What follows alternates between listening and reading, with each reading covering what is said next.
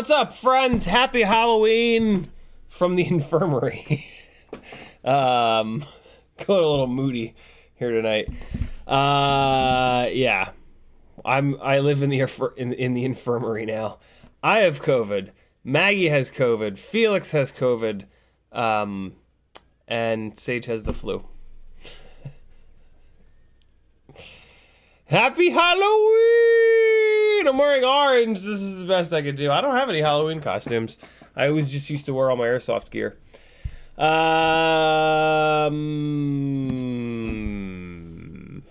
Hello, friends. YouTube is not receiving enough video. Is it? Isn't it? Aren't you, YouTube? I think you are. I think you are. In the chat, Bozadar Reyes is first. James Flores was next. Riot 9, Dan Richmond, Charles Marseille, Terry Burnett, Sleepy CBR, Justin the Guy, Kevin Sumner, B-Man, FPV, McConnell Studios, Danzel the Terrible, Paul McDonald, Alec Dvornik, Stream Elements is here. Hi, Stream Elements. Thanks for coming by. Enjoy yourself. KJ Newton, Kenny Kobe, Dead Chicken, Paul McDonald, and Steve E. What's up, friends? I flew some stuff today. I look, and I built something different. I moved this little newbie drone hummingbird, hummer, over to the bigger frame, the 2.5-inch propeller frame. Looks like it might actually even swing 3-inch props, but the props would get really close together. And I don't think these 1102s really have enough stank for a 3-inch prop. Flew this. I've got some flight footage we're gonna take a look at. It's way better. So these are the Newbie Drone Flow 1102 19,000 kV motors on 1S, and yeah, way better than on the smaller frame with the 2-inch props. I think it's not enough kV. I just don't think it had enough kV for those little 2-inch props. So yeah, this flew much better. I still don't like it, to be really honest. I don't. It's still not my thing, but it definitely flew quite a bit better. I even crashed it a couple times, and it seemed to hold up totally fine. I guess because it's so lightweight. That motor bell's fine. That motor bell's fine. That one's okay, and that one's okay too. So yeah, it held up totally fine. I also flew the QAV-Cine, and I've got some. I cranked the DJI V1 system up to a watt. 50 megabits per second. I turned off focus mode and I turned on high quality mode. So we're going to take a look at that flight footage in a minute. And then I also flew the V2 Rip Squeak today with the Insta360 Go2 up front. And these, so this is the rig with the Toka 1505s, the big gnarly motors. And I've got these HQ T-mount tri-blade, these are cinewhoop propellers. These are their T76, I want to say. Yeah, D-T76.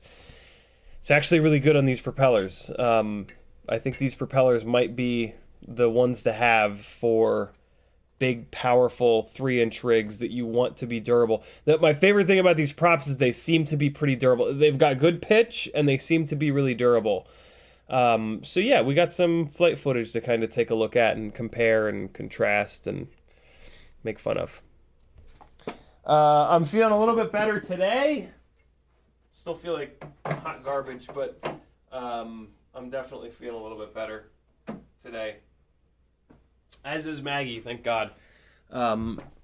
She's a couple of days behind me, but yeah, she's definitely feeling better. Still feel like crap though.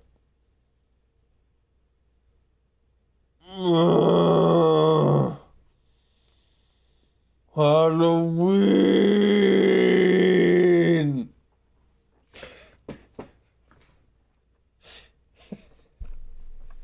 I don't know, man. Your guess is as good as mine. Where's the memory card? I put the memory card in. Where is it? Show up, you jerk. Let's start looking at flight footage. Hey, this is my full-time job. What's happening? That was a big, weird... That froze on a really weird face. Hey, this is my full-time job. I rely on support from beautiful people like you to help me keep doing this full-time. Head on over to CiottiFPV.com and click Mad Buttons. And then I can keep doing this. There's Patreon that helps me out the most. All my contact info is up here on the top. There's some really fun stickers and random hardware over on Etsy. Over on Fiverr, you can work directly with me one-on-one. We're going to do some flight instruction to help you fly better through the simulator. I can help you out with tuning, and I can also help you out with build planning. Build planning is the thing that really helps the most. It's going to keep you from wasting money on gear that catches on fire and or just doesn't work the way that you want it to work. We're going to talk about what your goal is, what you're looking to do with the footage. I got a whole bunch of questions I ask you to get dialed in. And then, yeah, I help you buy the right stuff that's going to work together, and it's going to be a rig that's catered to what you want to do with it. Teespring for some shirts and whatnot. PayPal if you want to send me some bucks that aren't going to be raped and pillaged by YouTube and Google. They take 30% of the super chats. Head on over to FPV Exchange. All of the HD0 stuff that we've done recently is thanks to FPV Exchange. If you're not on there, you're smoking crack. Stop it. Stop smoking crack and spend that money on FPV Exchange. It'll be way more fun. Well, look at all these affiliate links. Newbie Drone, FPV Cycle, Amazon.com. You've bought things from Amazon before, haven't you? Click my shit before you check out, or else I'll starve to death and die. Get FPV, Oh My God's website, Flywoo, that's a new one. Banggood, Camera Butter, AliExpress. I don't know if anybody's ever used the AliExpress one. And then here's some fun stuff down here too. FPV Therapy is a really great little Facebook group that we've got where we kind of try to make it through the day. Those of us that struggle with mental illness all day, every day. Come on over. There's some really good stuff. It's not a super active group, but there's a ton of like content in that group from the last couple of years that could help you. So come on over, click some buttons, and you'll dig it. YouTube, stop it. Stop telling me that my stream status is poor. Hurts my feelings, YouTube. What's wrong with you? If you want to talk directly to me in the chat, all you got to do is type CiottiFPV. It'll light up in orange. I'll know you're talking to me. Justin the Guy says, Gangly Gang. B-Man says, yo, should be a micro quad lodged in that skeleton head. I could have done something a little bit more FPV-ish for the thumbnail. Denzel the Terrible says hi. Alec Dvornik says hello. KJ Newton says hello as well. Steve E says aloha. What kind of drugs in the infirmary? None. Just time, just wait it out. Denzel the Terrible says, what rig were you shooting the music video at the start of the stream on? Just one of my standard Cinesplores with a full-size GoPro 8. Nothing super, my Cinesplores are a little bit different than most cinewhoops, but it's the standard kind of cinewhoop formula. Just lightened up a little bit. 2004, 3000 kV motors, 4S, 850s, Hero 8 and a full TPU sleeve. Like this one, very similar to this one.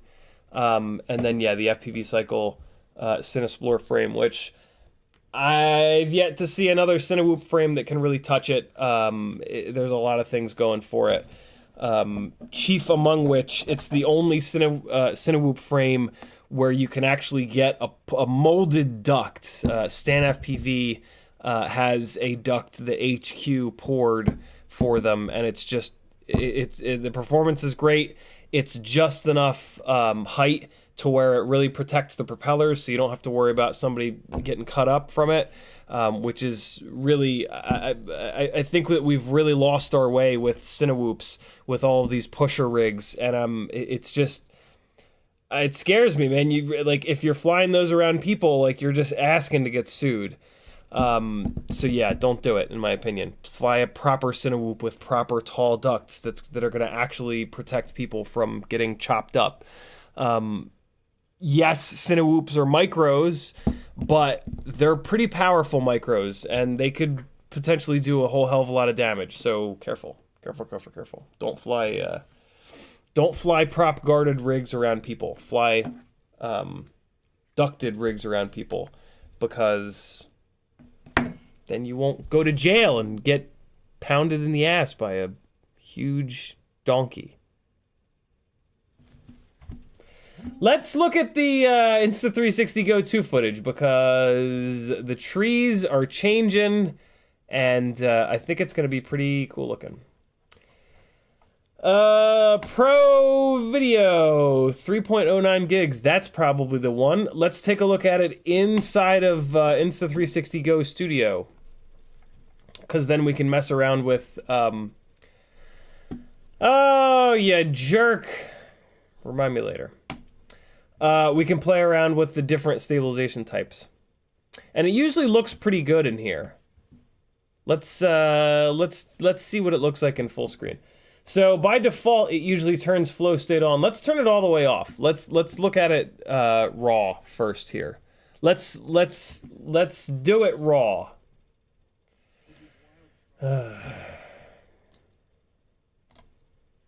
It was the sun was kind of coming down. The Insta360 Go doesn't always love low light, but let's see how it did. It helps if you click the play button. I was like, man, eventually I'll take off. Look at that sun. So see how low the sun is in the horizon. God, this rig flies good. This Ripsqueak has such a nice amount of, like, it's got such a mix of throw and power, but still like lightweight, and it's not all that loud, and it's a little juddery, to be honest. I might export this, and then let me export this, and then we can watch it. Look at those clouds, good God. And then we can watch it a little bit smoother than this. This is a bit much. Well, no, I'll turn on stabilization though. We'll export it with stabilization on. But this will give you an idea of what's what with stabilization off. Whoa! Look at these trees, man. It's starting to look really pretty here, and it already does. It is already gorgeous here in Georgia. Something I definitely noticed. So this rig is analog with the Runcam hybrid. I then flew a rig on DJI, and like, I mean, it didn't help that my fat sharks were kind of, man, I love when I get that just right. I really wanted to let that fall straight down, but, yeah, the fat sharks were fogging up a little bit, and I just couldn't see where I was going. You'll probably notice on the battery from the QAV-Cine, with DJI, like, I was just able to get a lot closer to stuff. It helps that I mean, that is kind of the flight style of that rig. That's a much slower rig. You know, this is a full tilt freestyle rig. But still, it's, yeah, when you can see where you're going, you can get a lot closer to stuff. And I also need to change the crossfire antenna. I was getting all the way down to like low 30s RSSI on this rig, which is not normal. I think maybe it definitely doesn't have a Crossfire V1. I'm sorry. It definitely doesn't have a Mini Mortal T V1 on it, but I feel like it's got a Mini Mortal T V2 that maybe didn't quite get cut the exact right length, because usually I've got a little bit better signal strength than that. Man, the Insta360 Go2 is something else. Just the tiniest little bit of jello there. I don't know if you guys could see it because the stream just destroys the quality. So there you go. There's a big old throw. I mean, that threw up over 2 big trees. This is, yeah, this rig is right at about 260 or 270 grams. This is a 4S850. And it just feels right, man. Like, I've been playing a lot lately with heavier and lighter 3-inch Ripsqueaks, even 2.5-inch setup. See how dark it gets there? So this is a limitation of the Insta360 Go2. Ready? So it's exposing for the sky. It's black. Everything is just black down low. Like that's the GoPros do a lot better job of that. But the Insta360 Go2 is better than the Runcam hybrid. And or anything else. And I mean, at 26 grams, it's really, really good. No, an ND filter would not help that out any. ND filter does not. This is a problem with too much dynamic range. ND filters don't do anything about that. Technically, a circular polarizing filter would help a little bit with that, but it would introduce other problems to the mix. So yeah, there's no real fixing that. The fix is a camera that has a sensor with better dynamic range, and typically that means a bigger sensor. It certainly means a more expensive sensor, and we just don't really have it. Like, GoPros are the best that we've got. This right here the Insta360 stuff is pretty much on par with the DJI stuff. So this is very similar to what you would get from like a DJI Action 2. This is me blowing off the leaves from the path so that the kids don't die when coming trick-or-treating. And since we all have the sickness, we just left a bowl of candy out. Happy Halloween. Yeah, I said happy Halloween. Look at me. I'm good. Let me turn on, let's do, Flowstate is not going to be right. Let's do FPV stabilization. And I'm going to export it. Although, to be honest, this is probably going to look its best without any stabilization. But just out of curiosity, we'll turn on FPV stabilization, and I'm just going to have this export. Halloween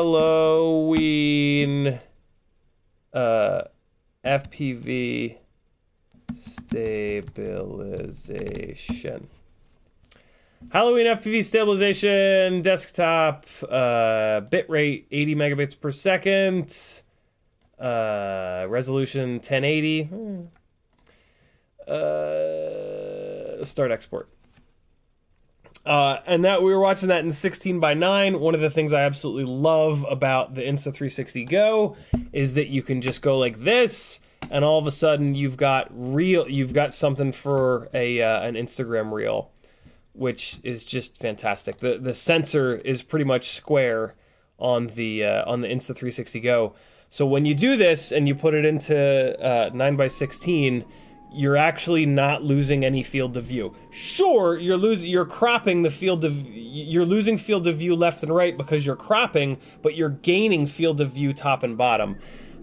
If you just take like GoPro footage that's in 16:9 and you crop it like this, it looks terrible because the GoPro sensor is wide and not very tall. So yeah, this is a much more realistic, watchable thing because the sensor is square. So yeah, you can also do 1x1. If you're gonna just upload like a regular Instagram post, those are 1x1. And then there's even 4x5, which is kind of somewhere in the middle. My God, Insta360 Go, man! Every single time I fly an Insta360 Go, I'm shocked at how good it looks. It's really, really, really impressive. And the mount that McConnell Studios made for the Rip Squeaks is really, really good. And it's, yeah, it just kills any jello that might be there, even when you got a little bit of a bent up prop. And yeah, so there's that, which is cool. Oh, no. Do you wish to exit? No. I just want to pause. There we go. All right, so that's paused. I need to leave that memory card in. Let's get caught up on chat here. Denzo the Terrible said, nope, we got that. CMYK FPV says, yo, happy Halloween, y'all. What's up, CMYK? Kevin Summoner dropping the CiottiFPV.com link. Thank you, dude. Denzel the Terrible says, I have that Cinesplorer 2, thanks to you. I've just been too shy to fly it that hard. Yeah, it's fly it a bunch. Fly it a whole bunch, and then you'll get, it's heavy, man. Like but it's after you've, man, I flew that fucking thing so much last year. By the end of last year, I was like, yeah, I'll do anything with a cinewhoop. Hey, here's something interesting that I've actually been meaning to do. Let's do it. Let's do the interesting thing that I've been meaning to do. No, let's not, because I want to do a before and after. Mark Spatz, UAVTech, has a video about Cinesplorers that he put up recently. About the bad behaviors that they have when you're trying to shed altitude with them. And he goes to props in, and that has a huge impact on that. So props out. We moved to props out a bunch of years ago as a whole. because of two main reasons. Reason one, if you're crashing through Scraggle, the propellers are going to try to push the Scraggle away. Reason two, reason 1.5 is that by the propellers spinning outwards like this, it's not going to fling shit into your camera lens. But when you turtle mode, they go this way, and when you're turtle moding, you're typically doing it in the dirt. So that's kind of a moot point, because it's like, yeah, sure, when you're flying really low to the ground, it won't throw stuff into the camera, but when you're upside down, it's going to throw shit into the camera. So I don't really consider that to be a positive or a negative. Reason number two for turtle mode, for props out, was the way that yaw works. It spins 2 of the motors and it breaks 2 of the motors. When you're pushing the quad into a corner like this, using both roll and yaw, the outside motor has a lot of work to do, and by being props out, it reduces a little bit of the work that outside motor has. So with tiny whoops, props out. So with tiny whoops, sometimes you'd be able to push it, but this is back in the days of brush tiny whoops. You'd be able to push it so hard into a turn that this motor would run out of power, and it would actually like just drop off. Like the ESC would kind of take a shit, and it would kind of drop out a little bit. And that was one of the solutions, was to go from props in to props out. Interestingly enough, it's almost like the Betaflight devs know what they're doing. You know, they were props in forever. They only very recently changed the defaults to props out, and I have a feeling that Mark Spatz might have not found out, but I think this might have been the reason that they wanted us to run props in. There's something about and this is on a ducted rig. This is on a cinewhoop. I assume that these physics will hold true for everything, but there's something about props out and like the column of air kind of coming in this direction and this direction, that when you try to drop altitude flat, like you do with a cinewhoop, it doesn't perform as well, and it wants to like hang, right? Like anybody that's flown a cinewhoop up 100 feet and then tried to drop altitude, they've had it where it winds up and it won't really drop altitude. It just kind of charges forward, and you kind of keep putting the nose down more and more and more to get it to drop, and it keeps winding up more and more and more. Yeah, Mark Spatz figured out and shows in his most recent video that if you go to props in, it makes that behavior way better. Way better. So I'm going to, I've been meaning to before and after. Today's the first day I've flown in quite some time. So yeah, I mean, that's like a big problem with cinewhoops. So the pushing sticks away doesn't matter with a cinewhoop because it's got the guards, right? And then this whole like, you know, at corners better thing, not really a performance improvement for a cinewhoop either, because you're typically not really doing that. Not to mention that our cinewhoops have enough power. Like that was a thing with tiny whoops back in the brushed days because they didn't have any power. Now with brushless, the cinewhoops have gobs of power. I'm considering trying this on the tiny whoops. I meant to say tiny whoops just now. I'm considering trying this props in thing on the tiny whoops. Although we don't really drop altitude like that with tiny whoops, and we don't really. I've never experienced a tiny whoop wanting to roll forward like that when you're dropping altitude. But I am very curious, and I do have 2 tiny whoops that are almost completely identical. So maybe we'll do that tonight. And see if there's any difference in performance with a tiny whoop. But with a cinewhoop, there's kind of no reason to run props out. We've got enough power. We don't have to worry about that rear outside motor thing.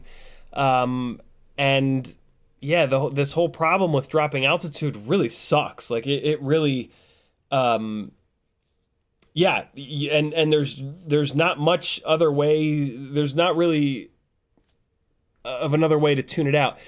You can push a bunch of yaw, P, and I in. That's one of the other things that Mark does, but that's only a little bit of an improvement.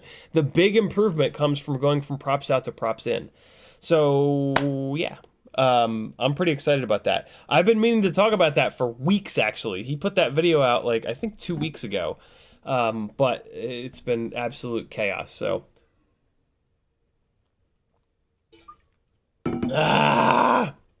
there's a couple of sticker packs left. If you PayPal me $10, I'll send you a Micro King window cling, a CiottiFPV sticker, and a CiottiFPV magnet. $10, CiottiFPV.com, PayPal button, put your address in there, and I'll send you some stuff. And you'll be 10,000 times cooler for it. I'll also throw in, since nobody's gotten one in a while, I'll also throw in nothing. I don't have anything else to throw in. I'll throw in a Micro King sticker, too. It also comes with a Micro King sticker. Sticker, window cling. I'm going to get 3 of these stickers out. That's how serious I am about this. There it is. 4 stickers for the low, low price of $10 whole. Oh, my brain. My brain. Look, I have to put it in the envelopes or else I'll forget. Oh, I should have gotten a 4th one out, because then I could, I would have it sitting here.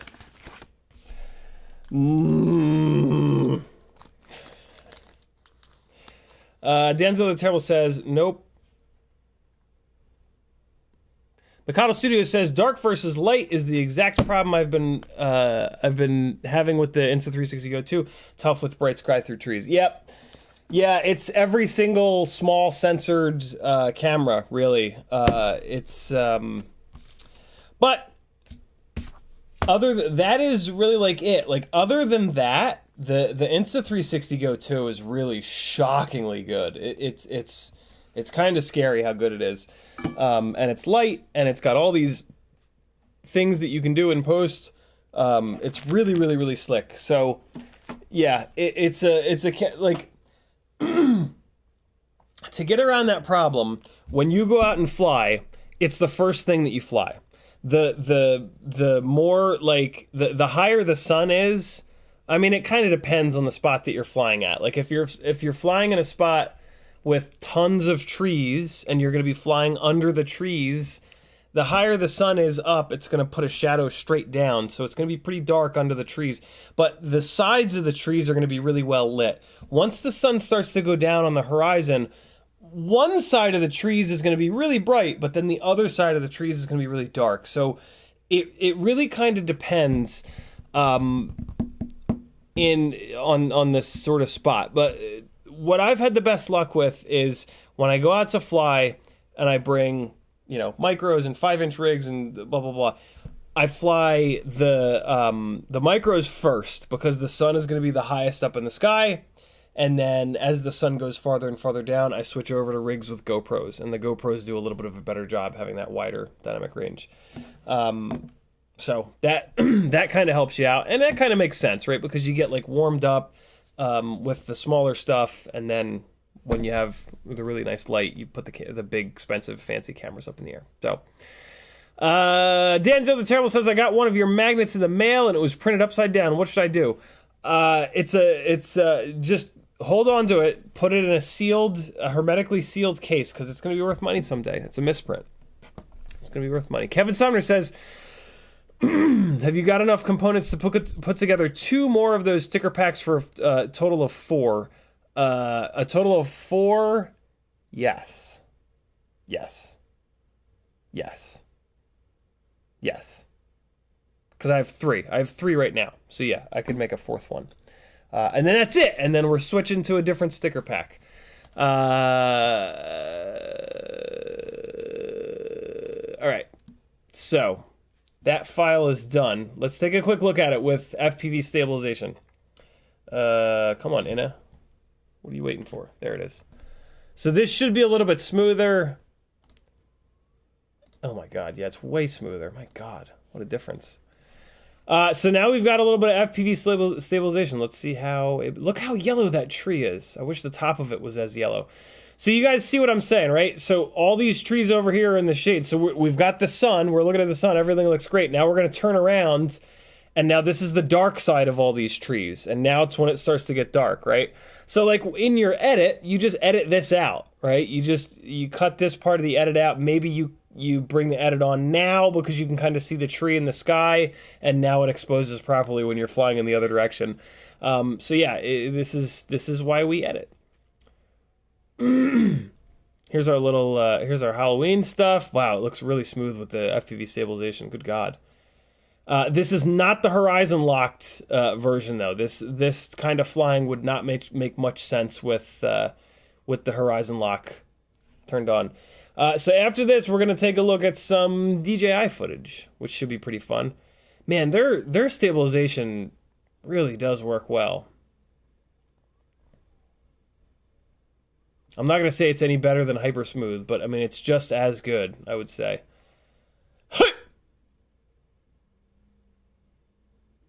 Yeah, I could have definitely let that fall. It is sketchy. That would have been really close to that tree, though. And I'm not trying to kind of over breaking things every single time I fly at the moment. It's really nice to not break stuff. That tree right next to us, that neighbor's tree is super red. Very cool. Some good-looking trees on our block, man.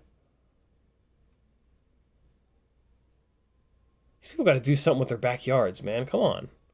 There's some fun backyards. You guys are gonna get to see this wild backyard that's up at the end of the street in the DJI footage. Yeah, there's a little jello. Okay, there's a little bit. Not bad at all though. And again, I would just edit that out, to be really honest. Wow, look how smooth that is. I usually don't like the way that the in-camera stabilization, although this isn't technically in-camera stabilization, but yeah, I just usually don't like the way that that any kind of stabilization looks with freestyle flying. But this is kind of more flowy freestyle flying. Good Lord, look how cool that looks coming down the street with the sun really low. There just has to be, like, there has to be something for the sun to bounce off of, right? Like, it was bouncing off the street surface. It was bouncing off the side of Sage's car. Like, that's what kind of looks good. You can't just rail down a street with the sun in the back like that and expect it to look good. You kind of have, like, some subjects, basically. This is not bad, man. Usually I really don't like this kind of flying with stabilization, but this ain't bad. That was a kind of an ugly, weird little like direction change there. It was not all that happy about it, but that's okay. And see, yeah, now there's the problem, just black. Everything is black. But I mean, you know, what do we have? Like in a 3 minute, 4 minute, however the hell long this was, battery, we've got like 15 seconds of like very poorly exposed footage. That's not bad. Like, maybe I will do a flight edit with this. I've been dying to do a flight edit, a proper flight edit with 3-inch footage. This might be the one. Highlander sitting pretty there in the corner. It's actually for sale. We got it all cleaned up. Parked it all sideways. Fancy looking. Dude is coming to look at it. He shows up when it's dark. I'm like, what? Why? Why are you here? Come back when it's light out, you donkey. There's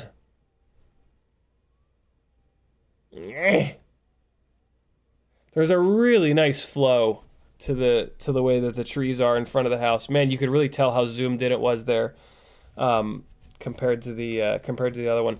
So there you guys go. There's also a look at once you've exported it. Like it gets so much better once it's exported. Kim Fused with a $20 super chat. Happy Halloween, Ciotti, Kim, and Gardo. Thank you guys. That is very cool of you. Much appreciated. We just put candy out on the porch in a bucket, and I was like, well, let's see how long this lasts. And like a half an hour in, so like every time we walked past the front door, we would just like kind of peek out at it. And at one point, like I walked by and I was like, okay, good. And it was still pretty much filled up. And then like 60 seconds later, I walked by it again and it was like halfway empty. I'm like, you little bastards, where are you? I didn't see him. I should have gone out and hunted him down and stole his candy. Dan's the Terrible says, oh no, we got that. Kevin Sumner says, sent you something special on PayPal. Let me get my email fired up. Thank you so much, Kevin Sumner. Mikado Studio says, sent you a link through Instagram to a tree edit. Had real trouble bringing the blacks up of mine. Really interested in best practices for this issue. You just got to edit it out, Matt. I mean, you got to edit it out. And like when you're flying, you got to just be sort of cognizant of it. And like, so like if I was really going to try to put together a proper flight edit with it, I would go fly it, come in here, watch it. And I would have noticed that like when I'm flying like 50 feet up towards the sun, all the trees go black. So what I would have tried to notice is that when I was down low, it looks kind of cool, skimming down along the street with the sun kind of caraming off the road surface and off the sides of cars, right? So what I would then do is basically every time that I had to fly up the street towards the sun, I would do it really low and from different locations, right? I would do one pass I would do right down the middle of the street, one pass I would do on the one curb, one pass I would do on the other curb, and then I would try to find other spots where I could make that same run towards the sun in locations where it's not just, I'm not just looking at all shadow. You know, if you're out at a spot flying, that becomes a little bit more difficult, right? I guess what you could do is on your Fat Sharks, crank the contrast way up so that like one of the problems, right, is that the cameras that we fly, our FPV cameras, they do an amazing job pulling the details out of the darks and bringing down the lights. So like when we're flying, everything looks really well exposed. And then we look at the GoPro footage where maybe we've locked the shutter and it's like, shit, right? So like it's hard for us to sort of envision that. Like I almost wish that our FPV cameras were worse, because then that would put us more in the mind of what the cinema camera that we're flying is seeing. The only way around it that I can think of is, to crank up the contrast. And then you're going to have a harder time flying, but you're going to be flying the camera more, in that if all of a sudden everything is too dark, you're going to be like, shit, I can't fly here. Well, that's good. I can't fly 50 feet up down the street because everything is black. Well, that's what the camera is. That's what the GoPro or the Insta360 Go or whatever it may be is seeing. So don't fly that, right? And you could probably also make that even more extreme with the camera settings, like in the actual camera itself. So yeah, but the flip side of that is that you're literally gonna fly worse. So you gotta. It's an interesting. I'd never really thought all the way through that. That's kind of an interesting.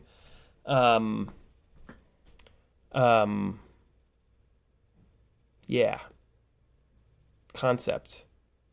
I almost feel like maybe on the cinematic rig. Well, now see, that's a slippery slope, because that can end up with you crashing and or losing a rig.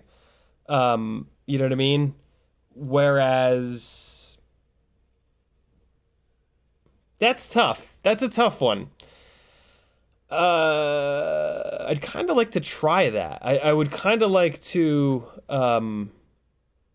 play around with that and see how bad it really is. Just crank the contrast all the way up on the goggles, go into the, hook the remote control up to the camera, crank the contrast way up in the camera and in the FPV camera, and see how bad it really is. It's kind of interesting. And I also wonder if, like, the FPV camera would just end up adjusting anyway. Like, in those scenarios, I wonder if it would just blow out the sky and bring all of the darks up so that we could see. Because the FPV cameras do seem to really prioritize, as well they should, the darks over the brights. So I wonder if this would even work. I guess we could also play around with the brightness. We could take the brightness and turn it way down. We would want to turn the brightness way down. Be super interesting. Insta360 Go2 would be the perfect platform for that, and the Runcam Hybrid. Those would be the best platforms for that because it's the most obvious. The GoPros are much better at that. So yeah, it's interesting. Emails open up. Kevin Sumner with a $40 PayPal. Bro, thank you. He says, sweetening the pot next Monday with sticker packs for each winner. There it is. 4 sticker packs, 1 for each winner on next Monday's giveaways. I don't even have to use these pre-addressed, self-stamped envelopes. Let me get these out because otherwise I will absolutely forget. Thank you, brother. Very cool of you.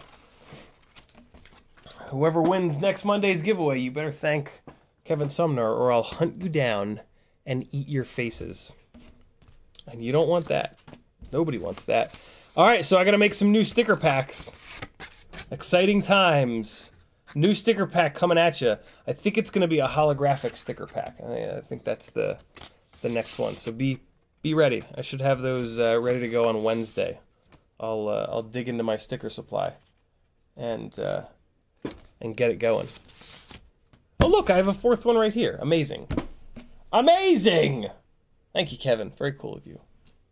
If I stack these up, that will get all jacked up, I think. I'll be alright. I'll remember. What'd you guys do on Halloween? Anybody do anything fun? I was super excited to go to something in Athens, Georgia called the Wild Rumpus. But, you know, instead I got the plague and almost died. No, not even close to dying, but... Yikes.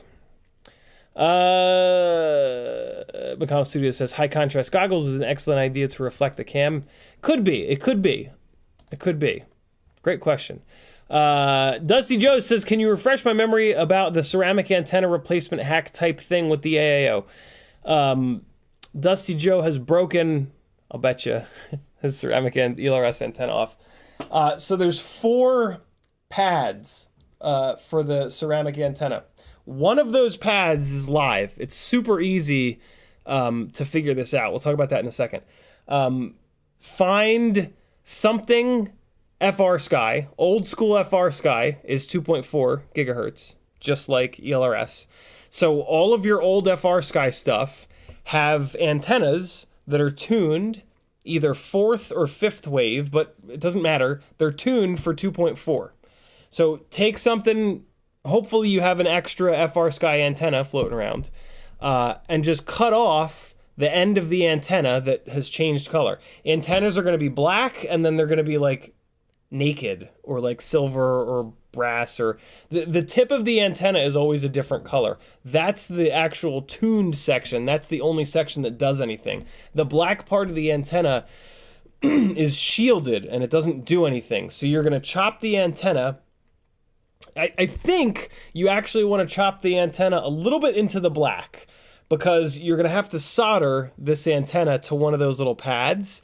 So you're going to, just the tip, Paul McDonald says. So, like, give yourself, like, a millimeter, an extra millimeter or 2 into the black part of the antenna. Chop it off, and now you've got your replacement antenna. So then you just pull the black off and strip it down a little bit because you got to get to the inner metal, right? And you just solder it up to one of those 4 pads for the ELRS. Fly it 20 feet away. If your RSSI is horrible, you soldered it to the wrong pad, change it to a different one, try it again. Eventually you'll find the right pad and you'll have better you'll have better receiver performance than with the ceramic antenna. The ceramic antenna, as it turns out, is a pretty shitty antenna. Both of the Mobula 6 ELRSs that I've done this on get better reception than the one that still has the ceramic antenna on it. So yeah, it might even save a little bit of weight. I doubt it. If it does, it's like fractions of a gram. But yeah, it works extremely well, and it's infinitely more durable than the little ceramic antenna. So yeah, just do it, and it's just like good to go. It's magic.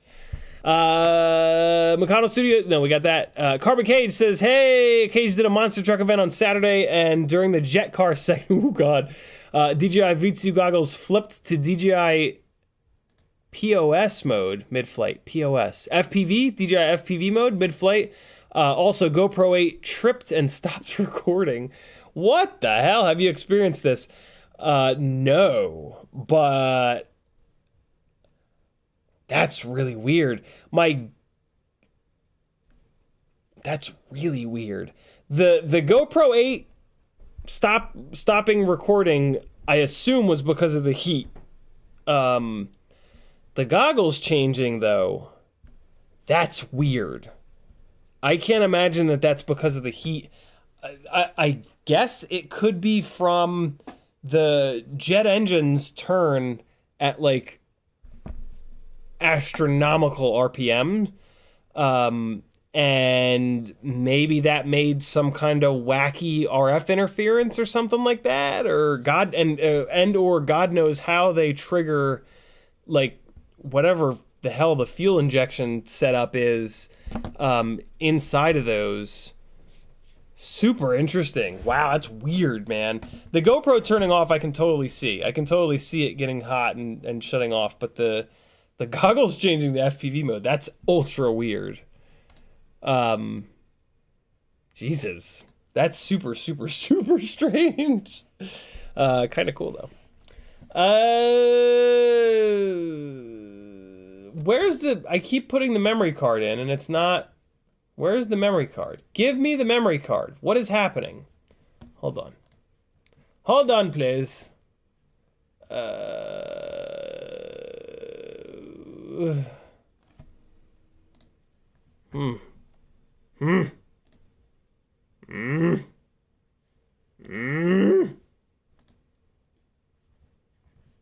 Is it showing up? Is it not showing up? What's happening here? It's not showing up. Why is it not showing up? Mount, you bastard. Mount! Try this again. What memory card is this? Oh, so this is the memory card with the footage from this little fella. Let's look at this little guy. Demo FPV, happy Halloween to you as well, my friend.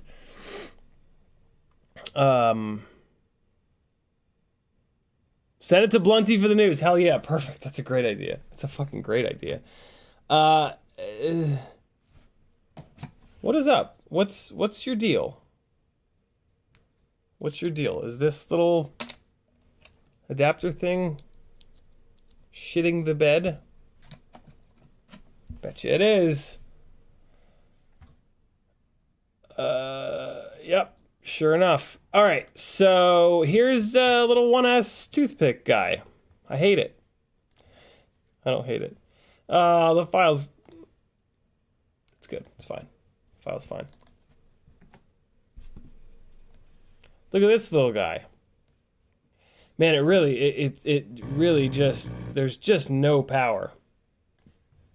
I was really struggling with the lack of power. It just, like, kind of hits the ground. It just hits stuff. And it's so slidey. Like, I didn't expect it to hit... I just did not expect it to slide into the car like that. It just... It does not...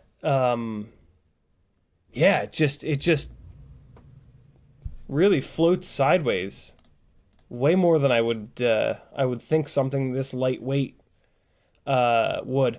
Hey, changing the frames from the tiny little Hummingbird frame to the 2.5-inch Hummingbird frame, it was only an extra gram. Not bad at all. This is the Runcam Nano3, the camera that comes with the Mobula 6s, through the Newbie Drone AIO. The VTX and the Newbie Drone AIO is not nearly as good for some strange reason as the Mobula 6 VTXs that are built into their boards, which is kind of why it looks like this.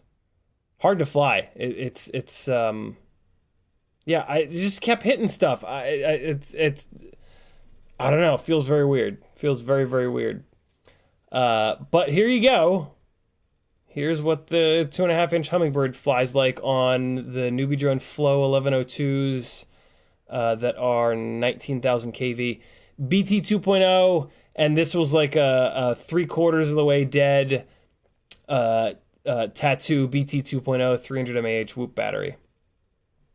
You can see how often it's tripping the low battery warning. I started to kind of figure it out. I don't know. I flew that big power Rip Squeak first, and then I flew the QAV-Cine after that, and then I flew this. And they all are completely different. This was the most challenging to fly here.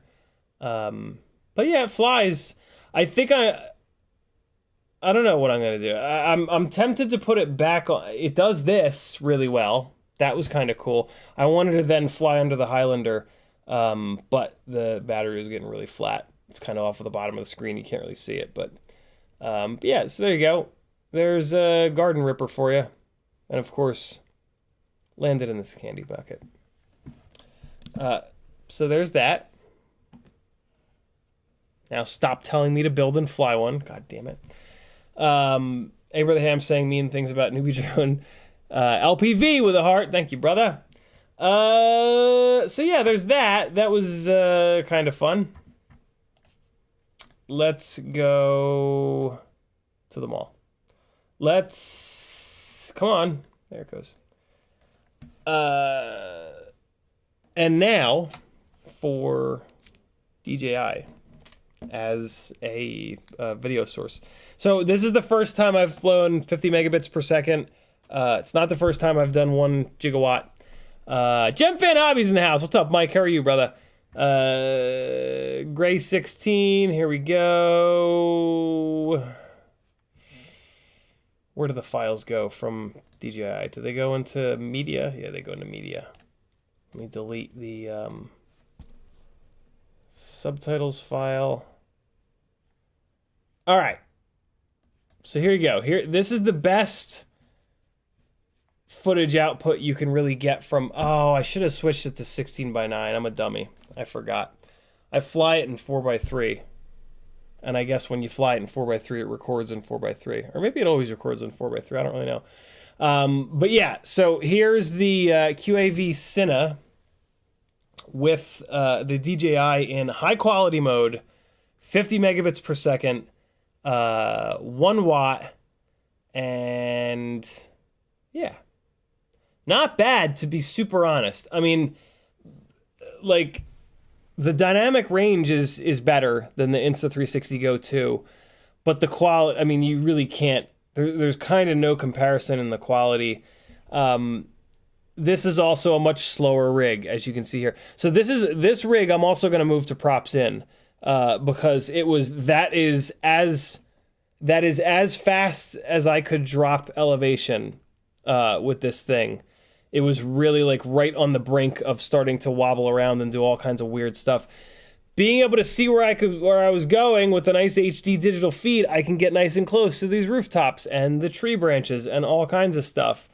So yeah, that's really cool. With a micro, in my opinion, you got to kind of pick.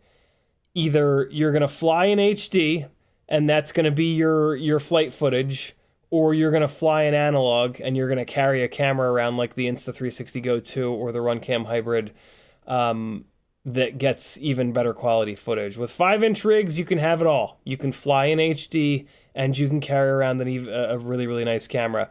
But with micros, realistically, to kind of keep the weight down, you got to pick. To build a DJI micro that also carries an Insta360 Go2, you're going to be like 300 plus grams. You might be able to get it done under 300 grams, but man, is that going to be a struggle. This rig is pretty cool. This QAV-Cine is pretty slick. It's really loud though, even without with the little foam bumpers on, it's deafening. Even without those on, it's pretty loud. I was kind of chasing that squirrel a little bit. Yeah, the difference in sound between this rig and the Rip Squeak is shocking. This flies pretty good though. I really wanted to go under the truck. But I don't want to lose a $350 rig. Look how cool this guy's backyard is. Ready? I love this backyard down here. Oh, he's got it all like terraced and shit. Look how cool that is. I wanted to fly around down there a bunch, but it was all filled with water, and I was like, nah, not trying to lose a rig today. Some leaves here. Yeah, just like the proximity that you can get flying through HD is really wild. It's pretty intoxicating. But you're still gonna hit stuff. Thing took that little hit like a champ. Shout out to Brandon's Baked Beans for helping me get this thing tuned. Although the biggest hurdle in getting it tuned was realizing that I had a one motor screw in that snuck in there that was too long, that was driving itself into the windings of one of the motors. There's our little Halloween decorations.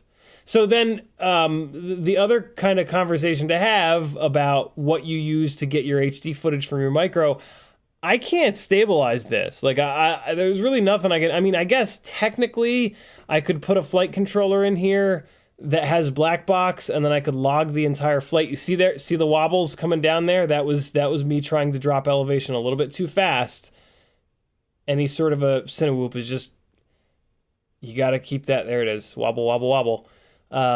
Yeah, it's just... When you put a bunch of garbage around the propellers, the aerodynamic situation gets really bad. So yeah, there you guys go. There's a comparison of DJI as your HD Glip Glop versus Glip Glop versus Insta360 Go. I'm still pretty firmly on the Insta360 Go train, and Runcam Hybrid. It's the footage just looks so good coming out of them. Like that footage is not bad at all. Don't get me wrong, it really is not bad. But yeah, it just looks so good. And the Runcam Hybrid, like, and you know, the Runcam Hybrid is extremely low latency. I think I saw a test that showed like 4 milliseconds of latency from the Runcam Hybrid. Like, it's stupid low. But I prefer analog on my 5-inch freestyle rig still. I still can't wrap my head around DJI on the freestyle rigs because of some of the weirdness. So, yeah, I don't know. It's kind of interesting. Ribby Tim says, all y'all forgot to hit that like button. CiottiFPV, tell people to thumbs up. Thank you, brother. Click things. Bells, thumbs, subscribes, and then go over to CiottiFPV.com and click some more things. Or I'll die! Oh, I forgot to put tiny whoop batteries on the charger. God damn it, Larry. Let's see if we can get a couple of them charged in time. I set up a bunch of gates down here. Because I just had a blast flying last night. And I wanted to do a little bit more flying tonight.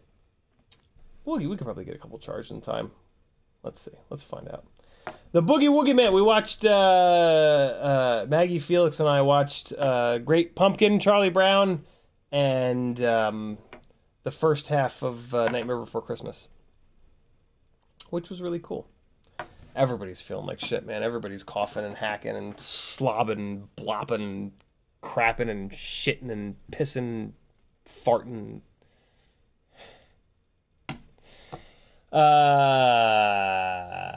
What else is going on? What else is going on?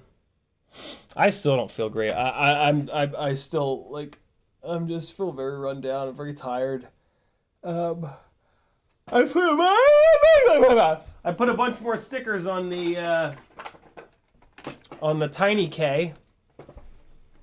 It is approaching being like fully stickered the fuck up. GNB level, those little registration stickers on the front window. Isn't that cool looking? And then this side's the same. I didn't do anything on this side. We did a little show me old school sticker.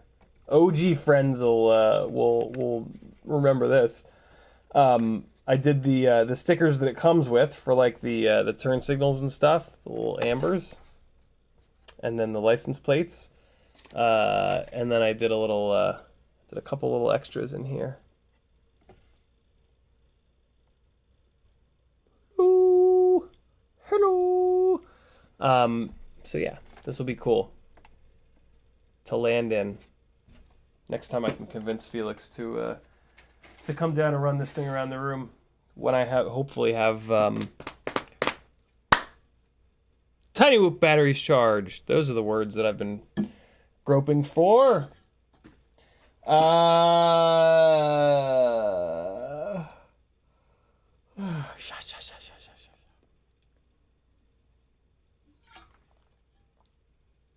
Yeah, Kim, it is. Tinywhoop.com sells these. Here, let's look at the product listing.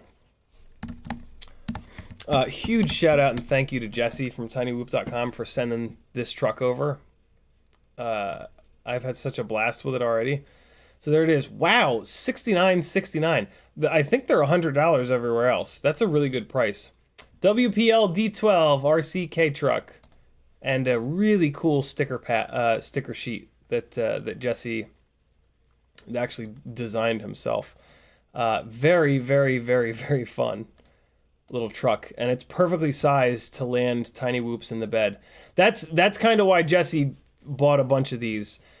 He's been running these around the shop with his buddies, and they've been racing them and landing in the bed. And yeah, I mean, this is like one of the most popular RC cars right now. But outside of that, it's got a fucking big old pickup truck bed that's like a perfect size to land a tiny whoop in. It's actually oversized for tiny whoops. But that's why you can like actually like if it was just the right size, you would never actually make it in there. It's big enough. Riot 9 says they are $99 everywhere else. Yeah, I don't know how he's selling them. He's probably selling it for pretty much cost just to get a bunch out there and get people talking about it and get people playing with them. So yeah, very, very cool. Very fun. And you can, it's also good for drifting. It's got a ton of steering angle in the front, and then you just tape over the rear wheels and it slides all around. If you really want to get into drifting with this truck, there's a bunch of how-tos here on YouTube, putting a gyro in them actually, and it's plug and play. You put a gyro in it and you put that in the front of the bed, and the like basically, yeah, there's a you have to do a little bit of tuning on the gyro, but it's just a screw, up or down. When you twist the truck, the gyro will force the steering wheels to stay straight. So basically, you hammer the throttle, the truck rotates, it counter steers by itself, and then you can just drive it around with the throttle, more angle until it runs out of angle. Which happens pretty late. Like that is a lot of steering angle right there. So yeah, very, very fun. And you just tape over the rear wheels. I have electric tape on mine right now. You can also use masking tape. These tires that it comes with are actually very grippy. If you go full speed reverse and then you jam the throttle, it'll actually do a little wheel stand with the stock rubber sticky tires. So yeah. There's on Banggood, there's like all kinds of parts you can get for this. You guys, I don't need to tell you guys, the RC car world is kind of puts us to shame in terms of like upgrades and availability of parts and amount of people involved in it. And this is no different. Very, very cool little truck. Super fun. A lot of junk in that trunk. It's true, Dancel. And I'm going to next time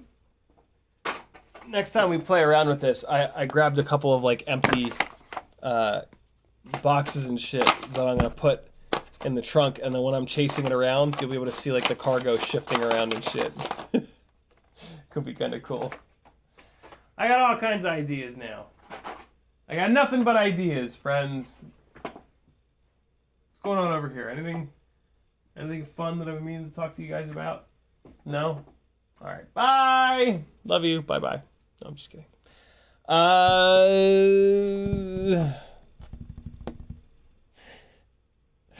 What else did I... Tiny Whoop Madness. I can't believe I forgot to get the Tiny Whoop batteries in the charger. That's very frustrating.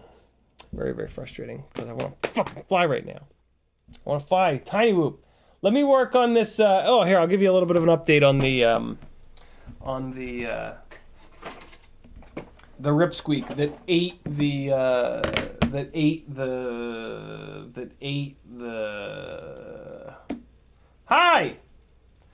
ESC. It ate it. It just gobbled it right up. So this is a new ESC that I put in here. This is a Spatz IS30, IS20. I don't know what it is, but it's a BLE S ESC. And yeah, this thing will be good to go again. We'll give these Flyfish RC 1404s one more try. These are two perfectly good bells. These are two cooked stators. One of these stators cooked on the second battery. The other stator cooked when I was spinning. I put a fresh motor on it, and it's kind of hard to tell if the ESC channel died when the motor died. So I put power to this channel on the motor, and it just lit the motor on fire. So not the motor's fault. You either just assume that the ESC has exploded, or you sacrifice another motor. So I sacrificed another motor. Luckily, Flyfish RC sent me 6 of these 1404s. So I've got another full set on here. And unfortunately, yeah, I'm only going to be able to really crash it hard once or twice to see how durable these motors are. But I don't know. Hopefully I'll be able to tell. All I need to do now is get the flight controller hooked back up to the ESC, which probably means making a cable. Although there is a chance that this cable is good to go. Let me see. What do we got? Ground on the right side, I think, right? Yeah, so it's ground on the outside. And that's what this cable has. This cable does have ground on the outside, and it's there. So ground on the outside, voltage right next to it. But see, this plug ain't right. Wait a second. So I need a 6-pin plug. Oh, this might be okay. This is an 8-pin rather for the flight controller side. So this plug. Ooh, okay. We might be good actually. Why is this here though? Bueller? What's the deal? What's happening? I thought that the plug header for this flight controller was on the other side. Do I have this rotated? No, I don't. Oh, okay. I don't need to make a plug. I don't think I need to make a plug. I can use this plug from the previous. Oh, that makes sense. This is another Spatz. That's right. I went from a Spatz ESC to a Spatz ESC. So, oh, wow. I think that's the first time ever that I've switched between two ESCs and I didn't have to reinvent the goddamn wheel. So orange is motor 4 on this. So we need to see if how this hooks up to the flight the flight controller, and I should have this opened. Yep, so here we go. Motor, what did I say? What's motor 1? Motor 1 is green. Motor 1 is green. Motor 4 is orange. So motor 1 is green, and then when I look on that, motor 1 is green. Wow, Spatz, holy crap. Thank you. So yeah, we're good to go. This is plug and play from one Spatz to another. If there was only one company that made a whole bunch of components that were like good, that's super exciting. For some reason, like just the process of having to make ESC to flight controller cables makes me want to scream. Like, it's really not that big of a deal, but it's just super annoying. Like every time I have to do it, I'm like, I'll do it tomorrow. I don't got time for this. I'll do it tomorrow. I'll be fine.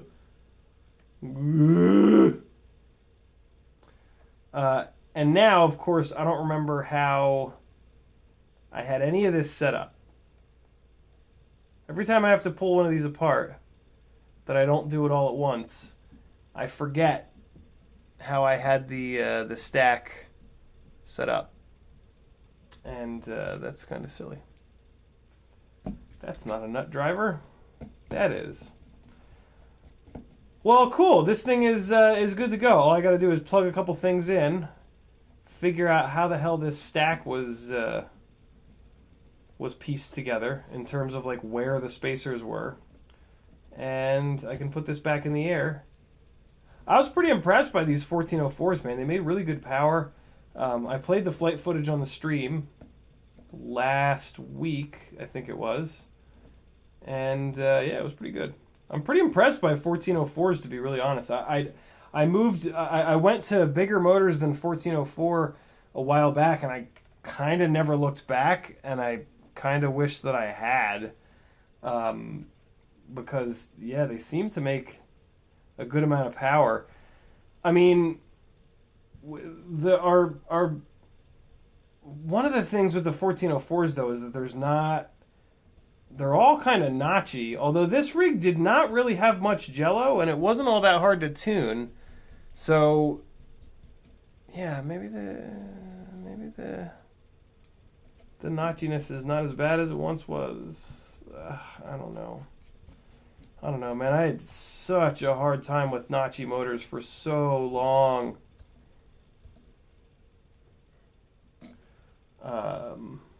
But if it's not a problem anymore, that's a really good thing, because that means there's a lot more motors for us to run.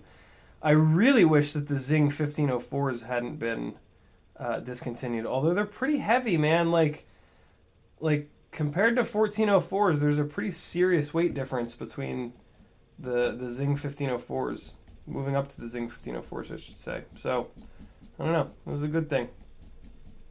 More options is better.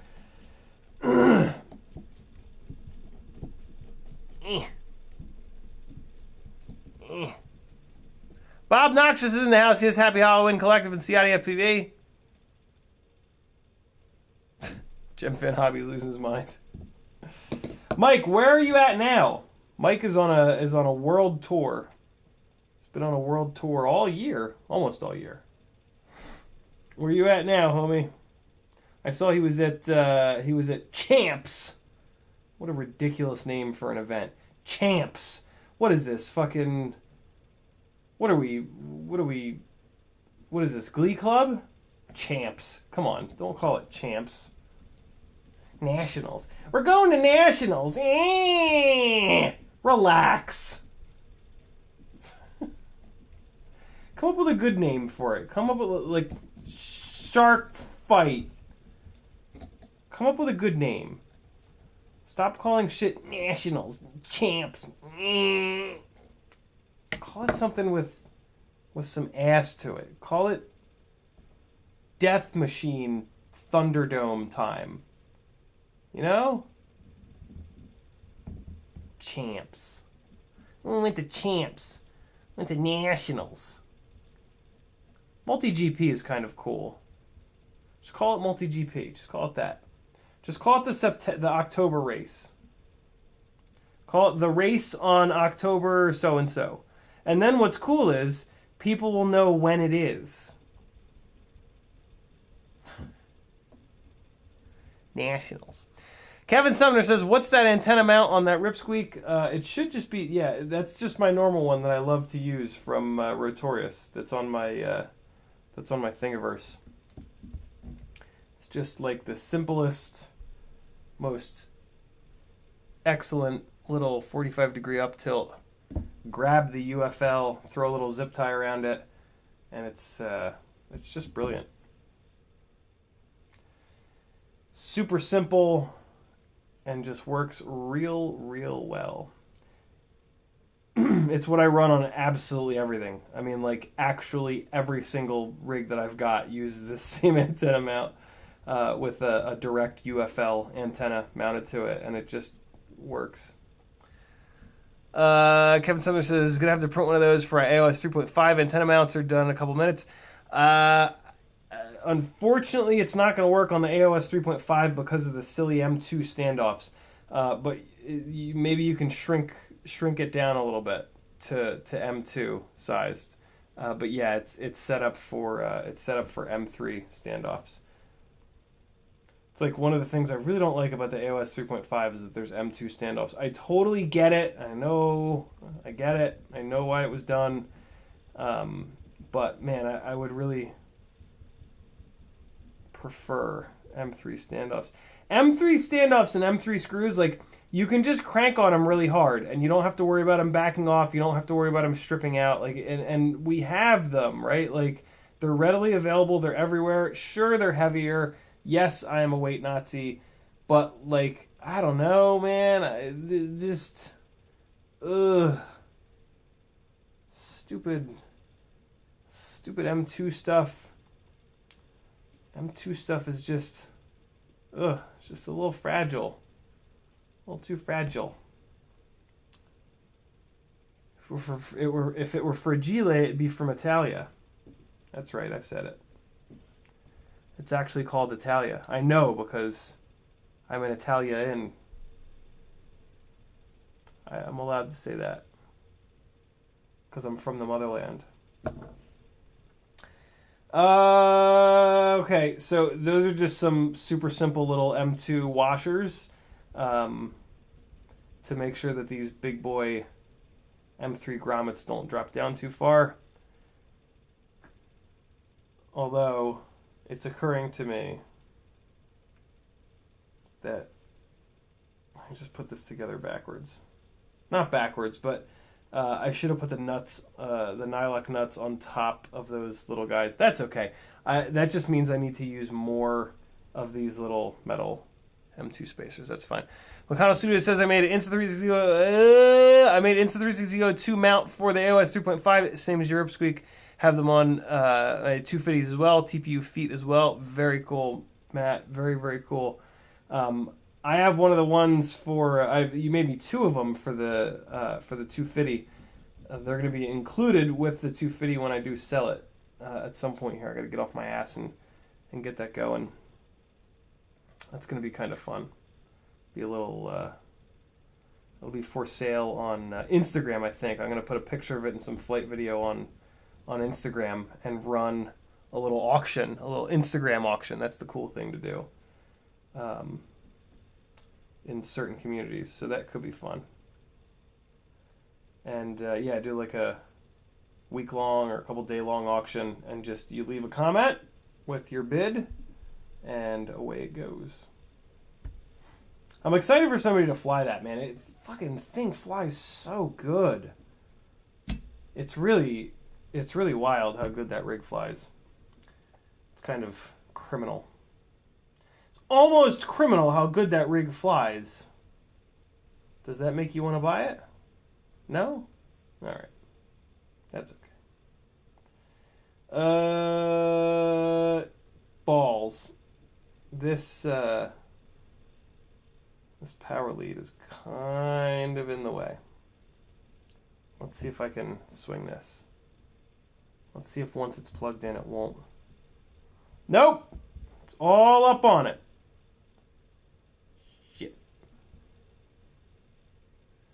Alright, well that's going to require some attention. Damn it. Alright, yeah, that ain't going to fly. So the ground battery lead is pushing up against the plug header here. That's a quick fix though. I'm just going to take the ground lead and just rotate it out a little bit. Let's do that real quick. That'll be fairly simple to do. Put a little bit of flux on there.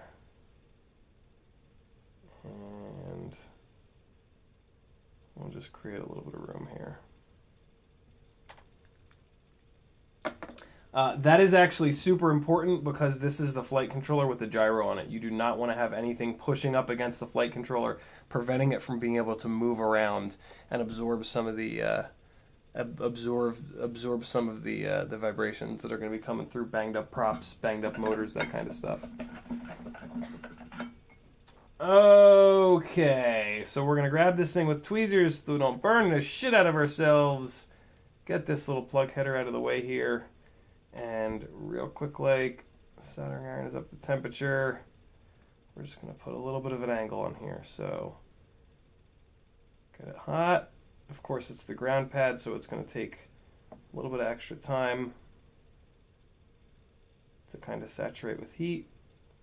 Rotate it out, and it'll fall off. It's actually okay, because there's not quite enough solder on this pad. So let's do this. Let's add a little bit more solder to this ground pad here on the ESC.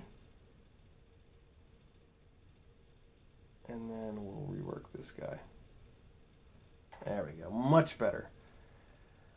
All right. And so now, like I said, we're just going to come at this with a little bit more of an angle like that. And here we go. I'm using the part of the soldering iron tip that has a bunch of solder on it already.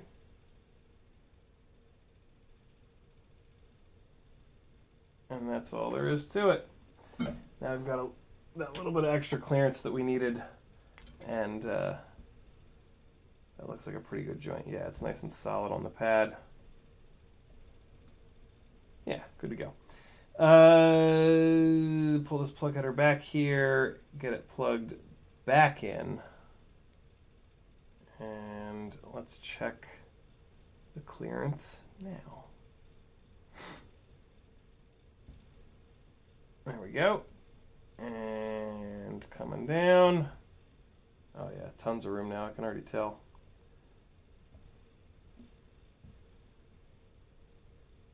Yep, now we're good. You don't need much room. It's only going to wiggle around a little bit. There's no way in hell this is going to focus. Just take my word for it. There's now like a 1 millimeter gap between the plug header and the ground lead. What I want to test is if this ground lead gets pulled on. Yeah, no, it's fine.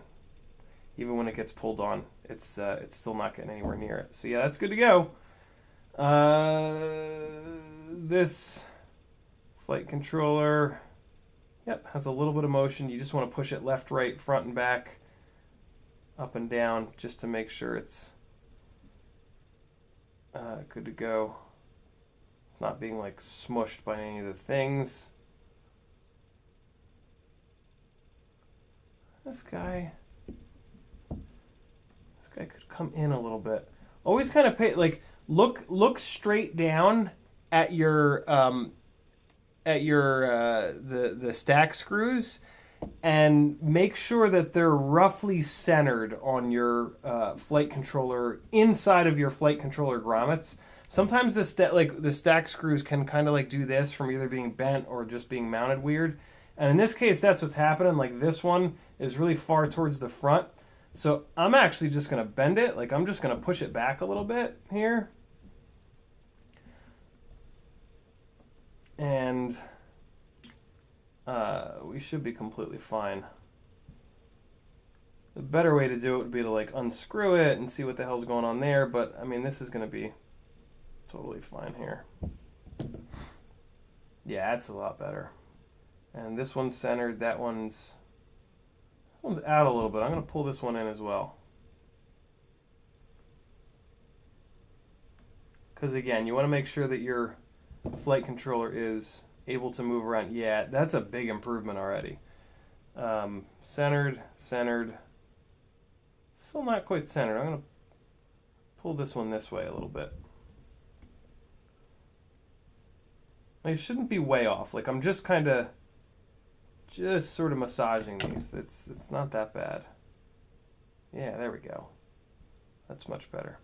The way that the stack hardware mounts on this frame it's not just a straight through hole. It's kind of a slot so that you can do 20 by 20 or 16 by 16 mounting here.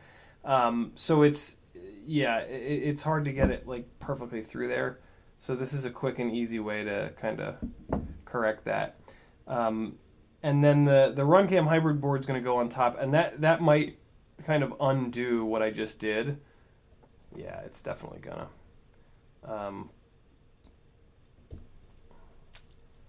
But shit. No, it's fine. It's fine.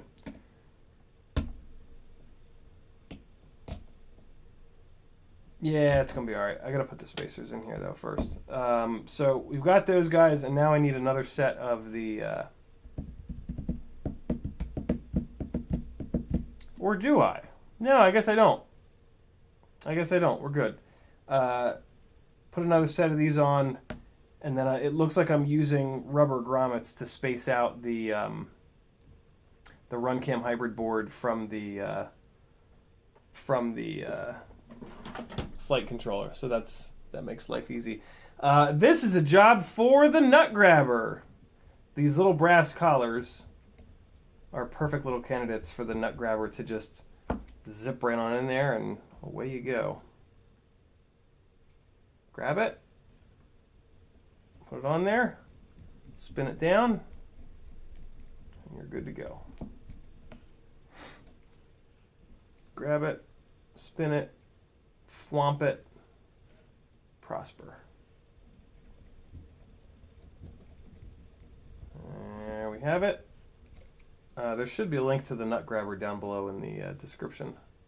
It will be an affiliate link to Amazon, so buy lots of stuff. You deserve it. There we go. It's true, you do. You worked hard all day. Now piss it away on toys. So this guy's going to mount like this. The memory card slot is going that direction. So that means this latch is going to go on that side. The reason that matters is I had to cut little chunks out of these rubber buddies. So we got a rubber buddy with a chunk cut, another rubber buddy with a chunk cut, and then we got two full rubber buddies here. Oh, of course, I almost forgot to put the damn thing back on. There we go. That guy, this guy, and then it looks like I've just got 4 nylocks for on top of this little fella. There it is. Man, there is one hell of a gap in between the ESC and the flight controller, but that's because the plug header is facing downwards. Yeah, that gap has to be there. Okay, yeah, we're good. And we're gonna plug. I always recommend that you do the Runcam hybrid on a plug like this. Otherwise, it's just such a pain in the ass when you work on it. It's really nice to have a plug here. It's just a three port plug, like what comes on your with the cameras. This is really, really handy. Highly recommended.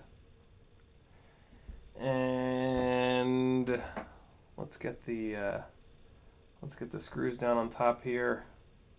I recommend that you put your nylock screws on upside down for the Runcam hybrid.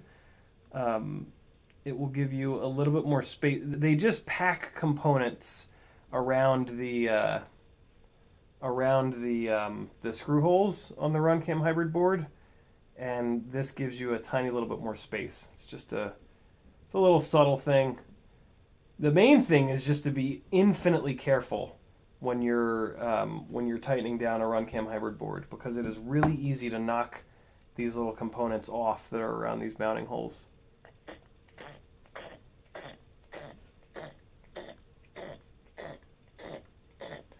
All right, last one here. Okay, get in there. Get on there. This would be a job for the nut grabber, although I just love this little wee hut driver. It's just perfect. So yeah, and when you put them on upside down, the nylon engages right away. So yeah, you don't have to worry about them backing out. Especially like if you have screws that you can't really tighten very far down. That's another little hack, is to put them on upside down so that the nylon engages right away. Morton Upshot says, what KV are your motors and amp rating ESC? Are you flying 4S or 6S? Morton, 6S is bad for micros, literally. 6S blows up ESCs and you get zero flight performance benefits. So don't do it. Don't do 6S on micros. It's bad. It's all bad. Do 4S and do 4,000 to 5,000 kV. It kind of depends on what props you're going to run, how pitchy they are, and what size they are, 3-inch versus 2.5 inch. These are 1404 4,500 kV motors by Flyfish RC. They're a new motor company that sent me a set of these and a set of 2806 and a halves that I'm going to try out on 7-inch biblades. Should be kind of interesting. But yeah, do not fall into the 6S trap. It's bad stuff. On micros. On 5-inch rigs, it's absolutely worth it. And then some. But on micros, it's not worth it. So one of the things you always want to do is kind of wiggle your wires around. Make sure that they're not pinched anywhere.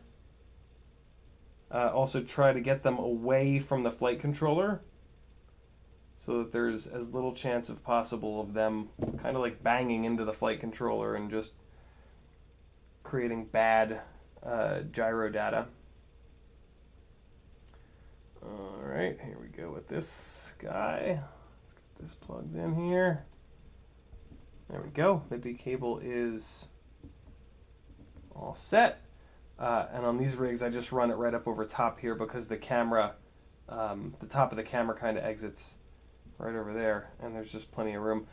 This is a capacitorless setup. One of the other great things about 4S is you kind of don't need a capacitor. Amp rating on this ESC, I believe, is 20 amps. You don't really need any more than that on micros.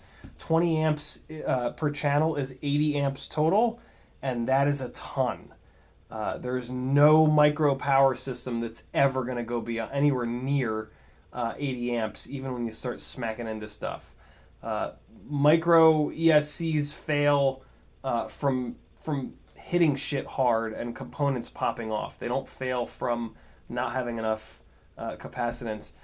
Ryan Harrell of Mini Quad Test Bench, he only runs 25 amp ESCs on his 2207 5-inch rigs, and they hold up just fine.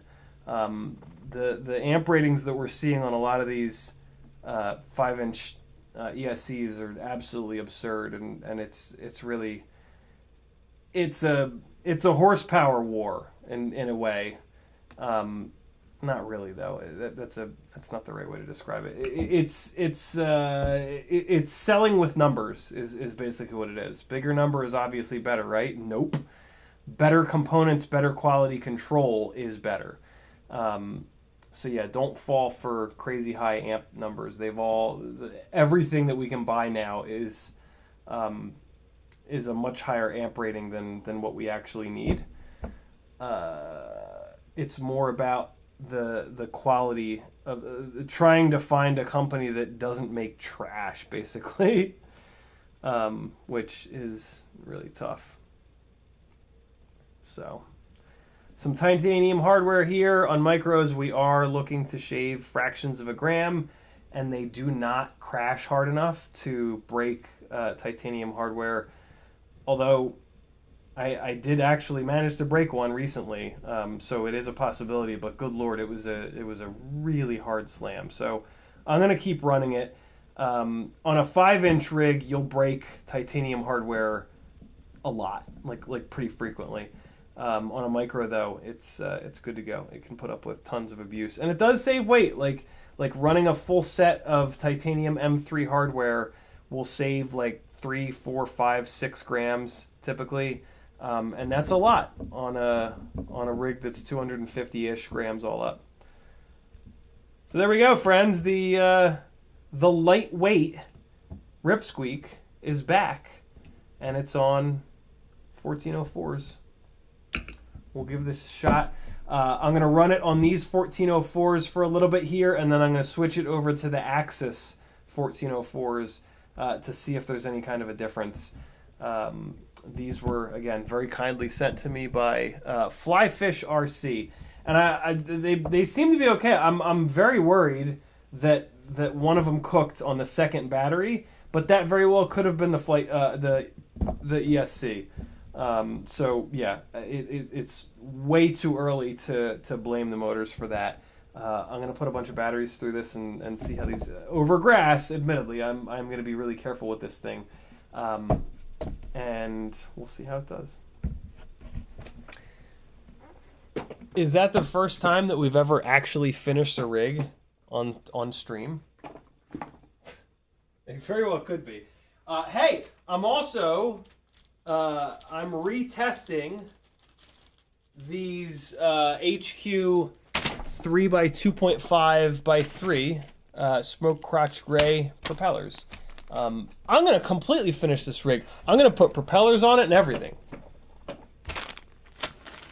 Hell is about to freeze over. It's really, I don't know what's going on. I almost feel bad for you guys. Like I'm going against everything that this channel stands for.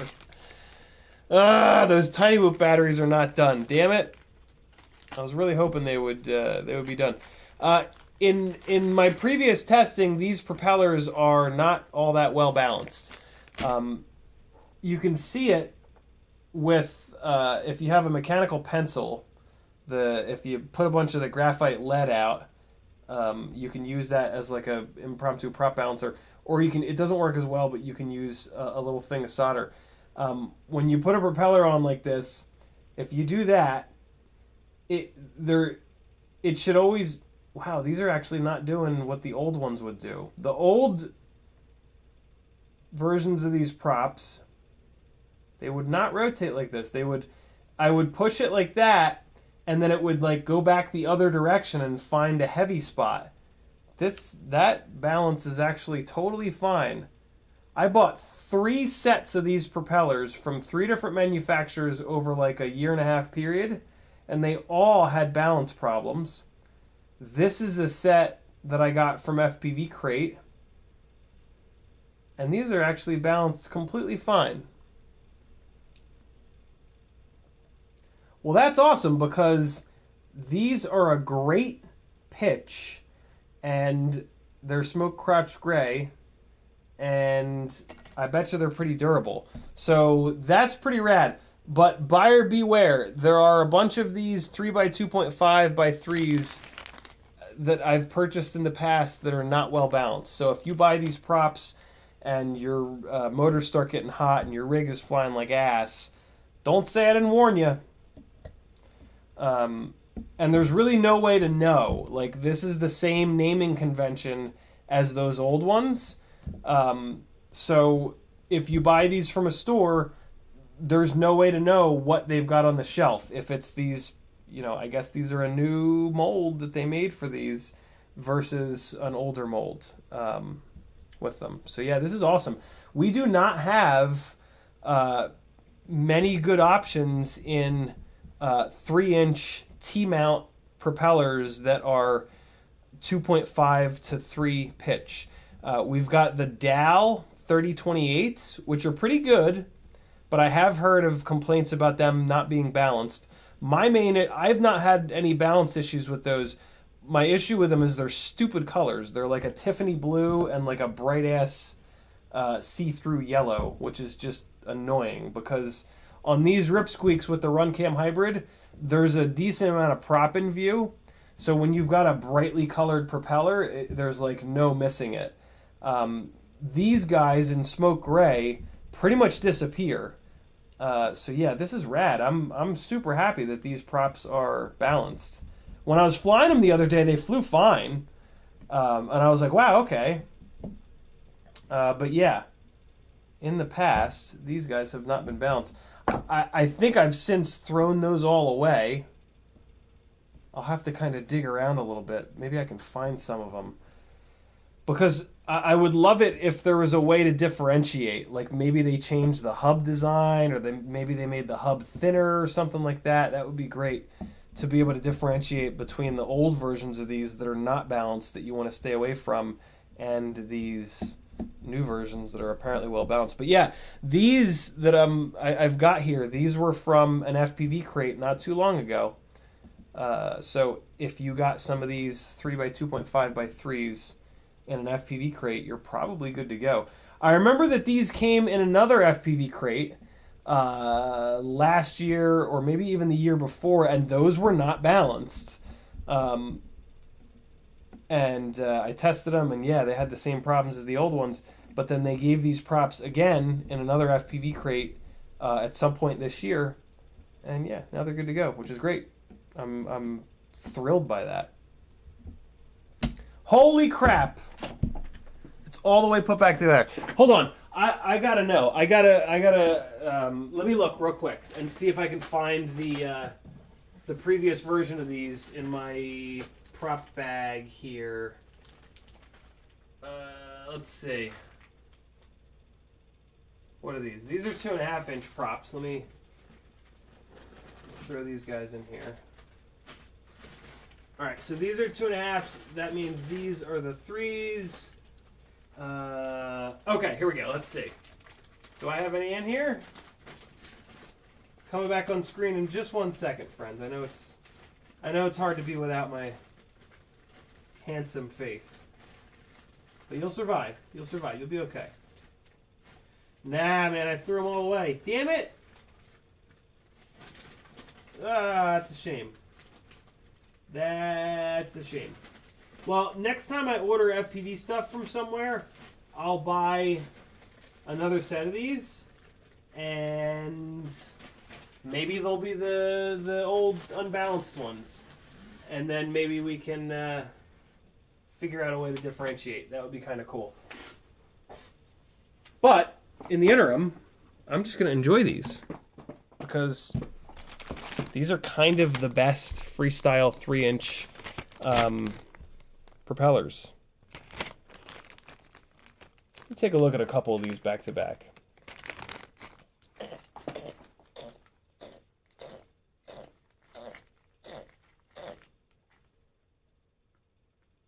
feel like the hub might look different. I don't know. We'll see. We'll see. Whee! Ow! Jesus. Let me see what these batteries are at. Maybe they're at like 4.29 volts per cell or some shit. That would be enough to fly them around a little bit. They're only at 417. Damn it. That's enough though. Let's fly a couple batteries. Oh, I left the... No, I didn't. Hey, it's one of your responsibilities to tell me to unplug the VRX at the end of this flight session. We're gonna rip these tiny whoops around. I got the lights in the basement all Hallowe'en-y, and I put it in the title of the stream, so I don't wanna let you down. We're gonna be flying my.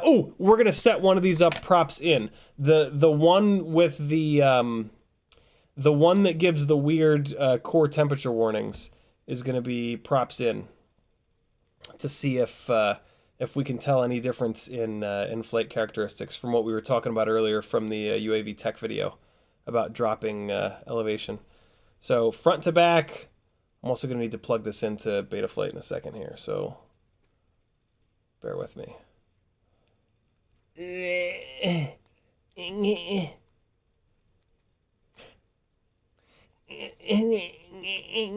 Okay.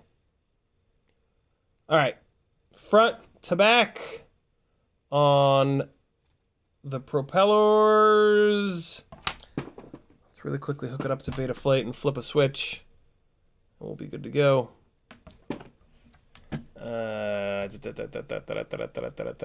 We can jump out of that. In the chat,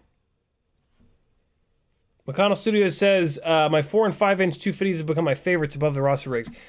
Yeah, I don't know what it is. The 250 just flies. It just flies good. Really does. Motor direction is now not reversed. Props in for the first time in many, many, many years. I think that's all you have to change, right? Is there something in the setup tab, in the config tab, that has to be changed? I don't think so. No, yeah, we're good. Cool. Bob Noxious says, gonna jump over to Don E's channel. He's doing a giveaway, and I'm trying to throw him some support. Very cool. Kevin Sumner says, where's your capacitor on that build? Yeah, capacitorless. One of the beautiful things about 4S. PJ says, the madness. I've missed the start. What's good, collective? Morton Upshot. We talked about that. Fly High FPV's in the house. What's up, homie? Ram Donko says, last video's comments. Oh, yeah, I forgot to do that. It's a little late, though. We're going to do that next stream. PJ says, my favorite 3-inch props. PJ also says, I got my 65mm rip-off Ciotti whoop flying that I love the Weebledo 702s. Got to change motor directions. Shit, that's right. That's right. But that's easy because we're changing them all. Good call. I knew there was another step. I knew it wasn't just that one switch. Okay, so we're gonna come in here and connect motors, motor direction. I understand the risks. Will individually tell me which. Nope. So let's do the wizard. We're gonna do the wizard. They're all gonna spin correctly, and then we're just gonna go 1, 2, 3, 4, and that's gonna reverse all 4 of them. And now we're good. All right, we're gonna fly this rig first because props in life. Why the hell not? VRX is plugged in. I need some goggles and some transmitter.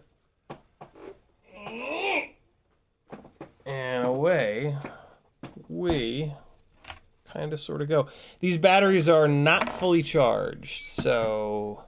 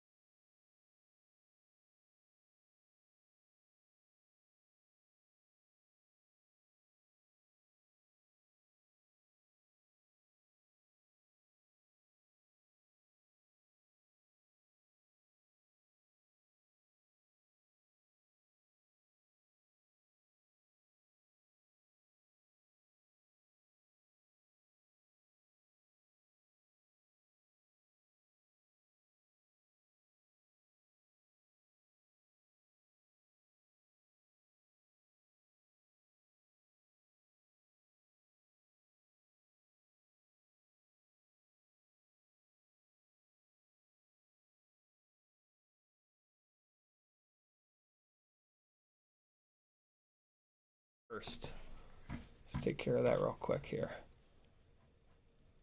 No audio. Why is there no audio? There we go. It's because I had desktop audio turned on from yesterday. Okay, motors. Motor direction. I understand the risks. Wizard starts. Oh my god, why? Wow. That's buggy. Thank God that wasn't a 5-inch rig. Jesus Christ on a cracker. Let's try that again. That ain't good. What's happening here? What? Let's do individually.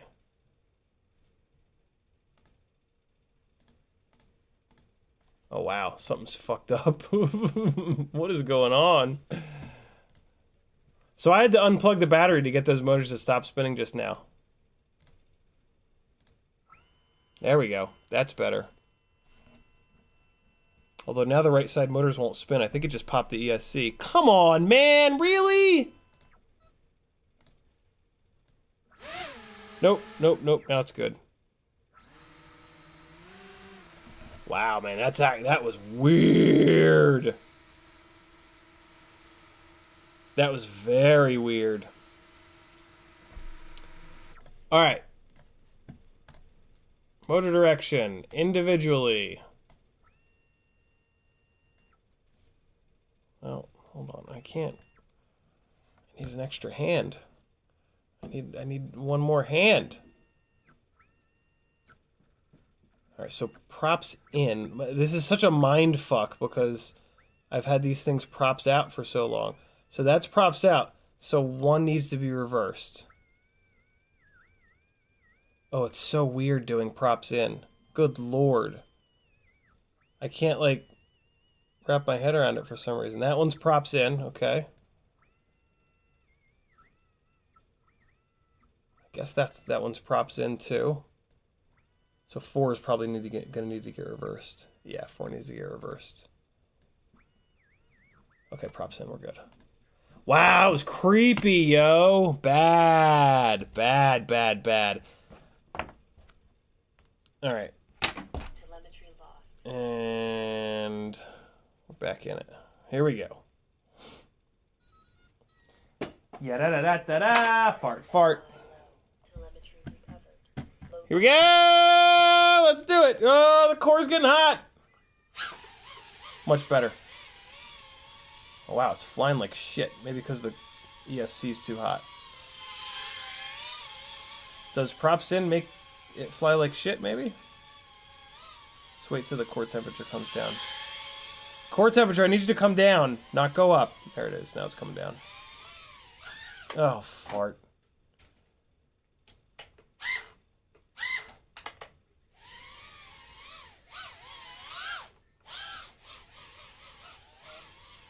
All right, temperature's coming down.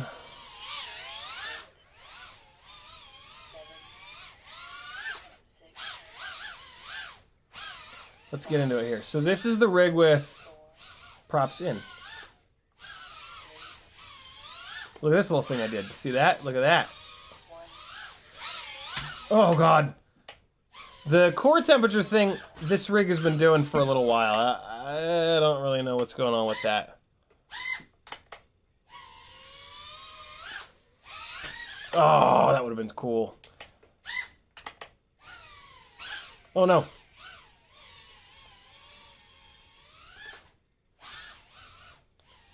I mean, for the record, I'm not going to be able to tell a difference. I'm not a good enough whoop pilot to really tell a difference between props in and props out. Oh, yeah. Let's land in the pickup truck. Where's it at? There it is. Whee! I can't even do it when it's not moving. No.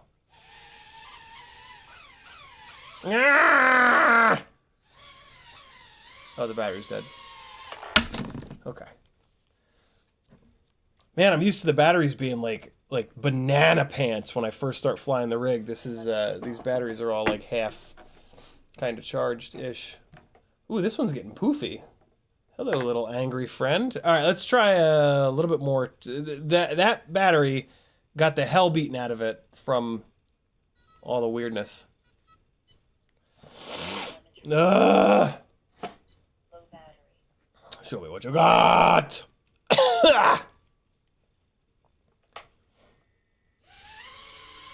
Wow, it's oscillating away. What is happening? Apparently props in has made this thing fly really weird. Stop it! Stop! What the why? Oh, God! Oh, fuck. What is the deal? Okay. This is unexpected. Easy fix is to just back this off a little bit. Oh, better. See how it flies with the lower PIDs. It's fine. It's fine. I mean, this AIO obviously has problems. The core temperature thing, like, oh boy, I can't see shit. There's our Halloween decorations blaring through the window there.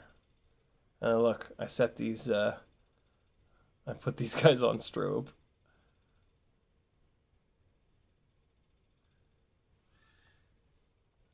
Oh, no. Stop it.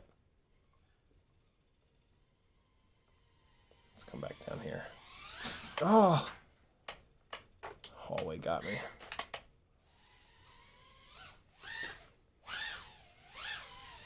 Yeah, this AIO obviously has issues, which it's had for a while. So, I don't know. Let's not. Oh, come on!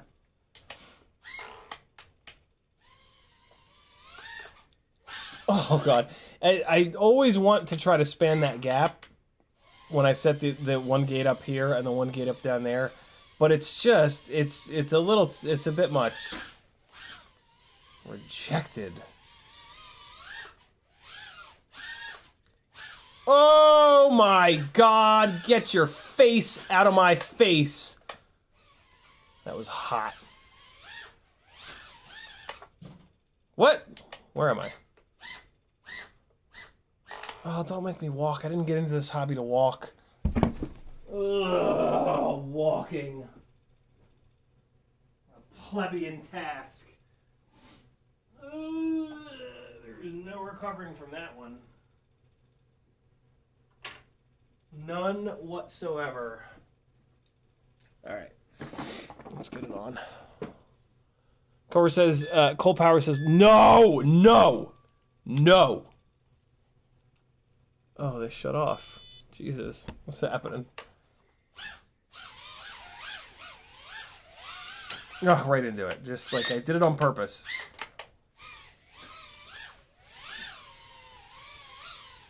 Oh, God, no! Oh, that is a cool little setup there. I'm into that.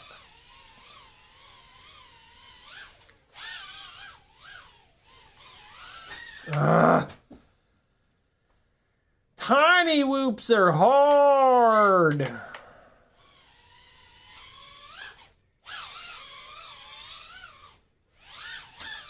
Tiny whoops is hard. Oh God, why? Why you do this to me? Here we go. What can we do with this little setup? This is new. These newbie drone gates are very small. I really like the Weebleed FPV gates because they're bigger, but they're so heavy that these little rubber clips that I use to hold the things from the ceiling, they're not quite strong enough. Oh wow, something's happening. The battery is completely shit the bed. I was not looking at the voltage. I'm also very used to the run times that I get from these batteries being fully charged. So there's that. Alright, we got 2 more batteries coming.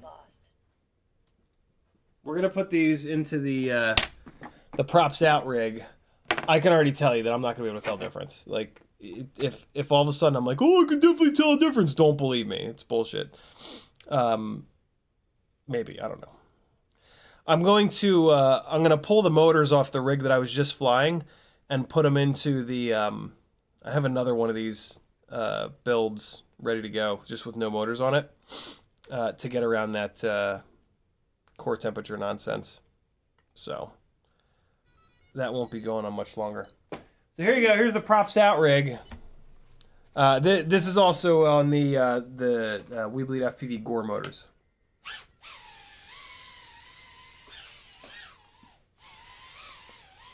Flying like a drunk monkey tonight. Oh, leave me alone! Oh.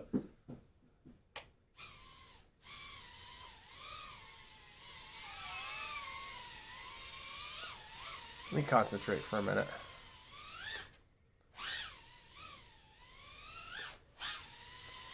I was trying to dive down there, but it didn't happen. Ah! Oh, God. All right, hold on. If I'm gonna actually concentrate and not talk, let me give you guys a little bit of music. Ooh, Halloween music. Here you go. Ooh. Halloween music. Here we go. Horror and thriller. Halloween Town. Play it. Play it, Epidemic Sound. Give it to us. I'm just gonna play the music through the speakers.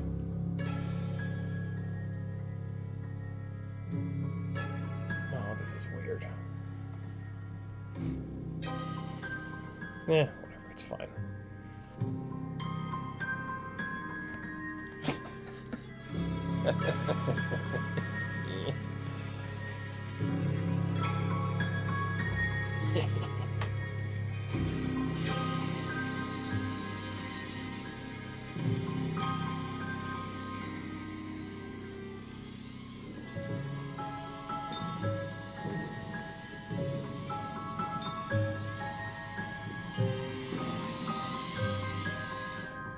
Ooh.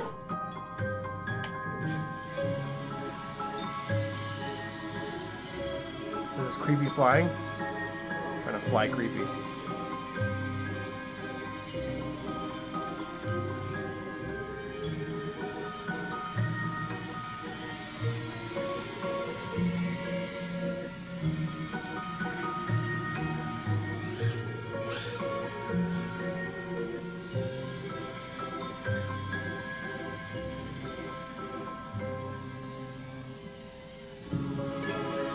No, no!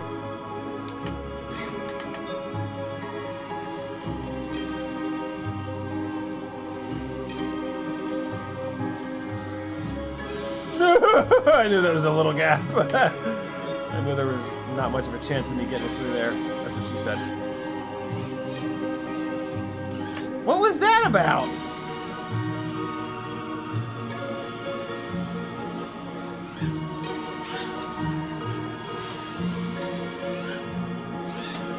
Whoopsie.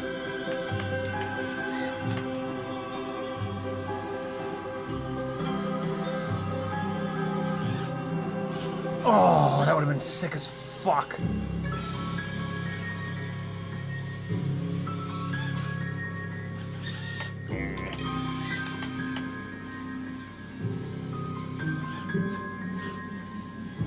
Rejected all over the place. It was like back in my dating days.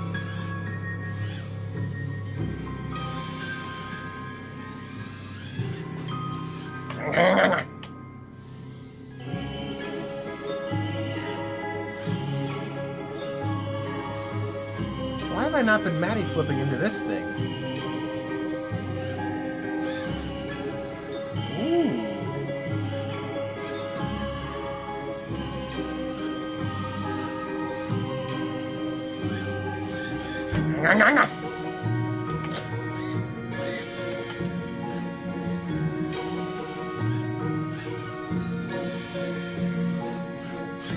Ah, damn it. Is battery dead? Feels dead. That's alright.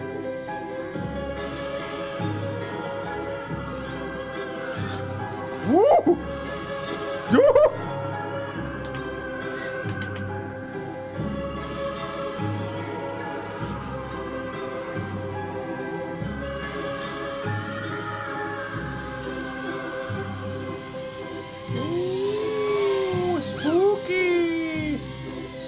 Halloween!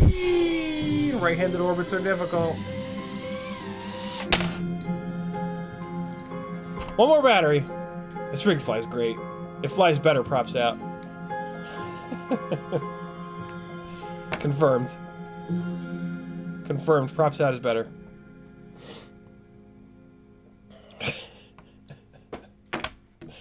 It might be. It actually might be. I doubt it, but it might be. Yeah. Come on, get in there. There we go. This is... Okay. It's about to yell and scream about it not being Halloweeny. Last one.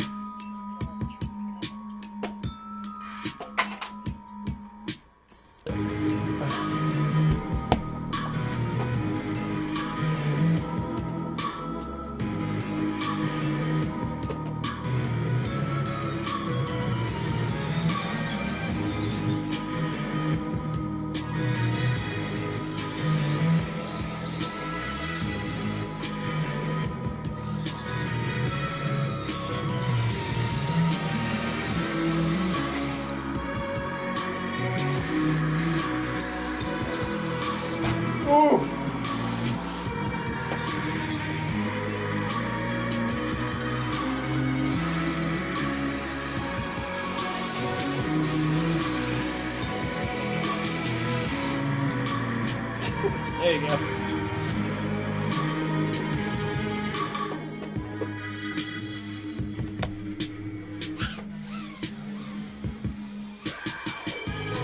Oh God, I thought I could make it.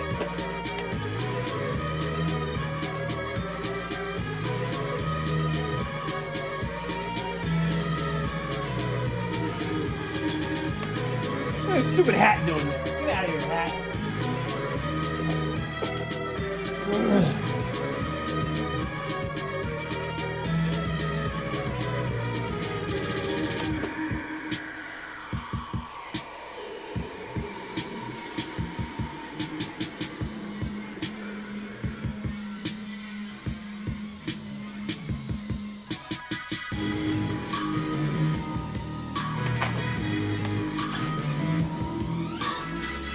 Ooh.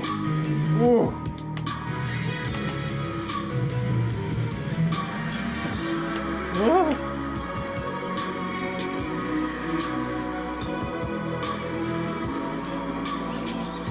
Come on! You got this. Give it to me.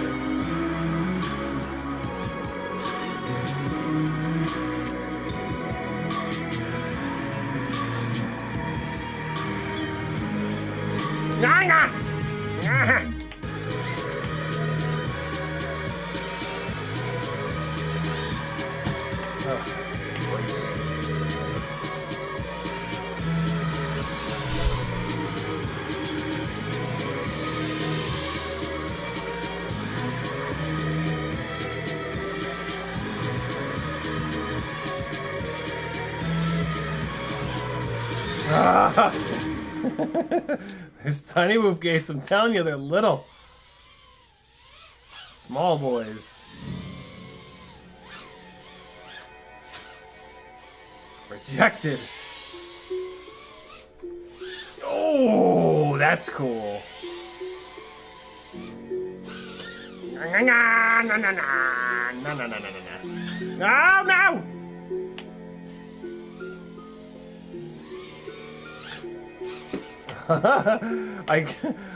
It went, oh boy. It went through those up high gates, but then couldn't see it come out. There we go. Oh no! Don't eat me. Oh boy, I didn't mean to go through the tiny whoop gate there. That was cool.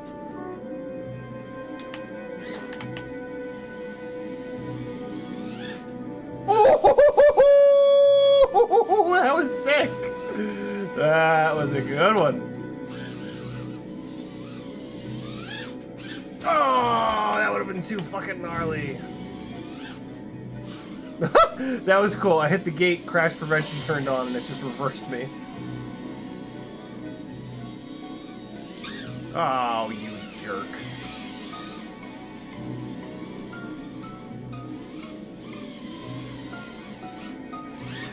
Nah, nah, nah, nah, nah. No, the one wire got me.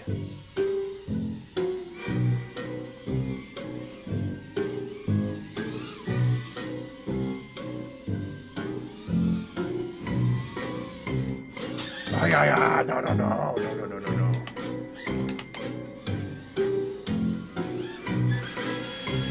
Really? It's stuck up on the top of the gate. Ah. Come on. I want to go up and back. Nope. I want to go up and back into this. I want to go up and back. That's what I want. Up and back. That's what I want. Up and back. Nope. No, no. No, no, no. Easy. Easy. Ah, farts.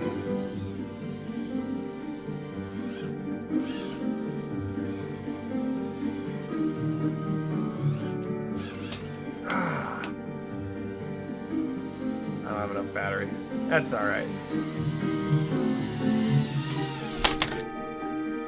Whee! Tiny whooping is goddamn the greatest thing in the world. Oh, I love it. I love what these little rat bastards will do.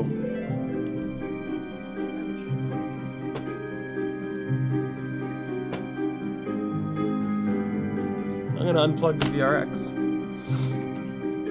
That's about it, friends. It's after 12.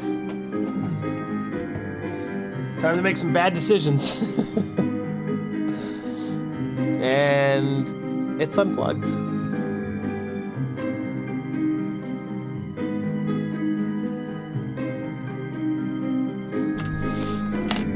Thanks for hanging around while I'm sick again, friends. Very cool of you. Turn this down. I should have played this music all night. I missed out. No audio, no audio, no audio. Motor direction change wizard. It's Spawn says Walksnail says I need a 50-volt cap to use a 6S battery. I have an iFlight Blitz stack and has a 35-volt cap. Do I need to replace it with a 50-volt cap? Nope, we've been using 35-volt caps forever with 6S. 50-volt cap would technically be a little bit better, but the 35-volt ones are totally fine. I don't know of anybody who's blown them up on 6S. Morton Upshot says, you got a cart monitor on your desk? How quaint. A cart monitor? What's a cart monitor? A heart monitor? Cart monitor. It's a cart monitor. Cole Power we got Cole Power says, what are cheap racing gates? I have a couple pool noodles PVC. But you have some super neat gates. All the gates are from where they're from. The Tiny Whoop gates are from tinywhoop.com. The Newbie Drone gates are from Newbie Drone. And then I also have UAVTech gates over there. I didn't set them up tonight. They're from Weebleed. The Newbie Drone gates are the cheapest, but they're the smallest. Tiny Whoop gates. Tiny Whoop does not sell the regular gates anymore that you see up hanging from the ceiling. They do sell the cubes, though, and I love the cubes. They're not super cheap, but they're really nice. Ed Case is also missing a jump scare somewhere. Go-Kart Mozart says hello, everybody. Go-Kart Mozart got here just in time for me to shut this shit down. Sorry, brother. Kind of a low energy stream though. I'm exhausted and sick, and I have the coronavirus or the flu. I don't know. It's hard to tell. I don't know anymore. But I felt like ass for a week. A little bit better every day, though. Thanks for hanging out, friends. This has been your sick infirmary friend. I'll see you on Wednesday. Whoop Wednesday. Coming at you hot. We're gonna move the HD0 Mobula 6 over to 0702s to try to save even more weight, and make it a little bit more realistic for freestyle flying. No, it's not for freestyle flying. It's for cinematic flying. We'll talk more Wednesday. Be good, friends. Here comes some more random flying from random gigs in random places. What's this one? Smooth 2? What is this? What am I doing here? No, that's from the top of the building. This is kind of cool. All right, people. Be good. Love ya. Here's some jamming. I'm gonna put on more Halloween music. No, it would not match up with this at all. It would be absolutely absurd. Beats, that should work. Later, friends. See you Wednesday.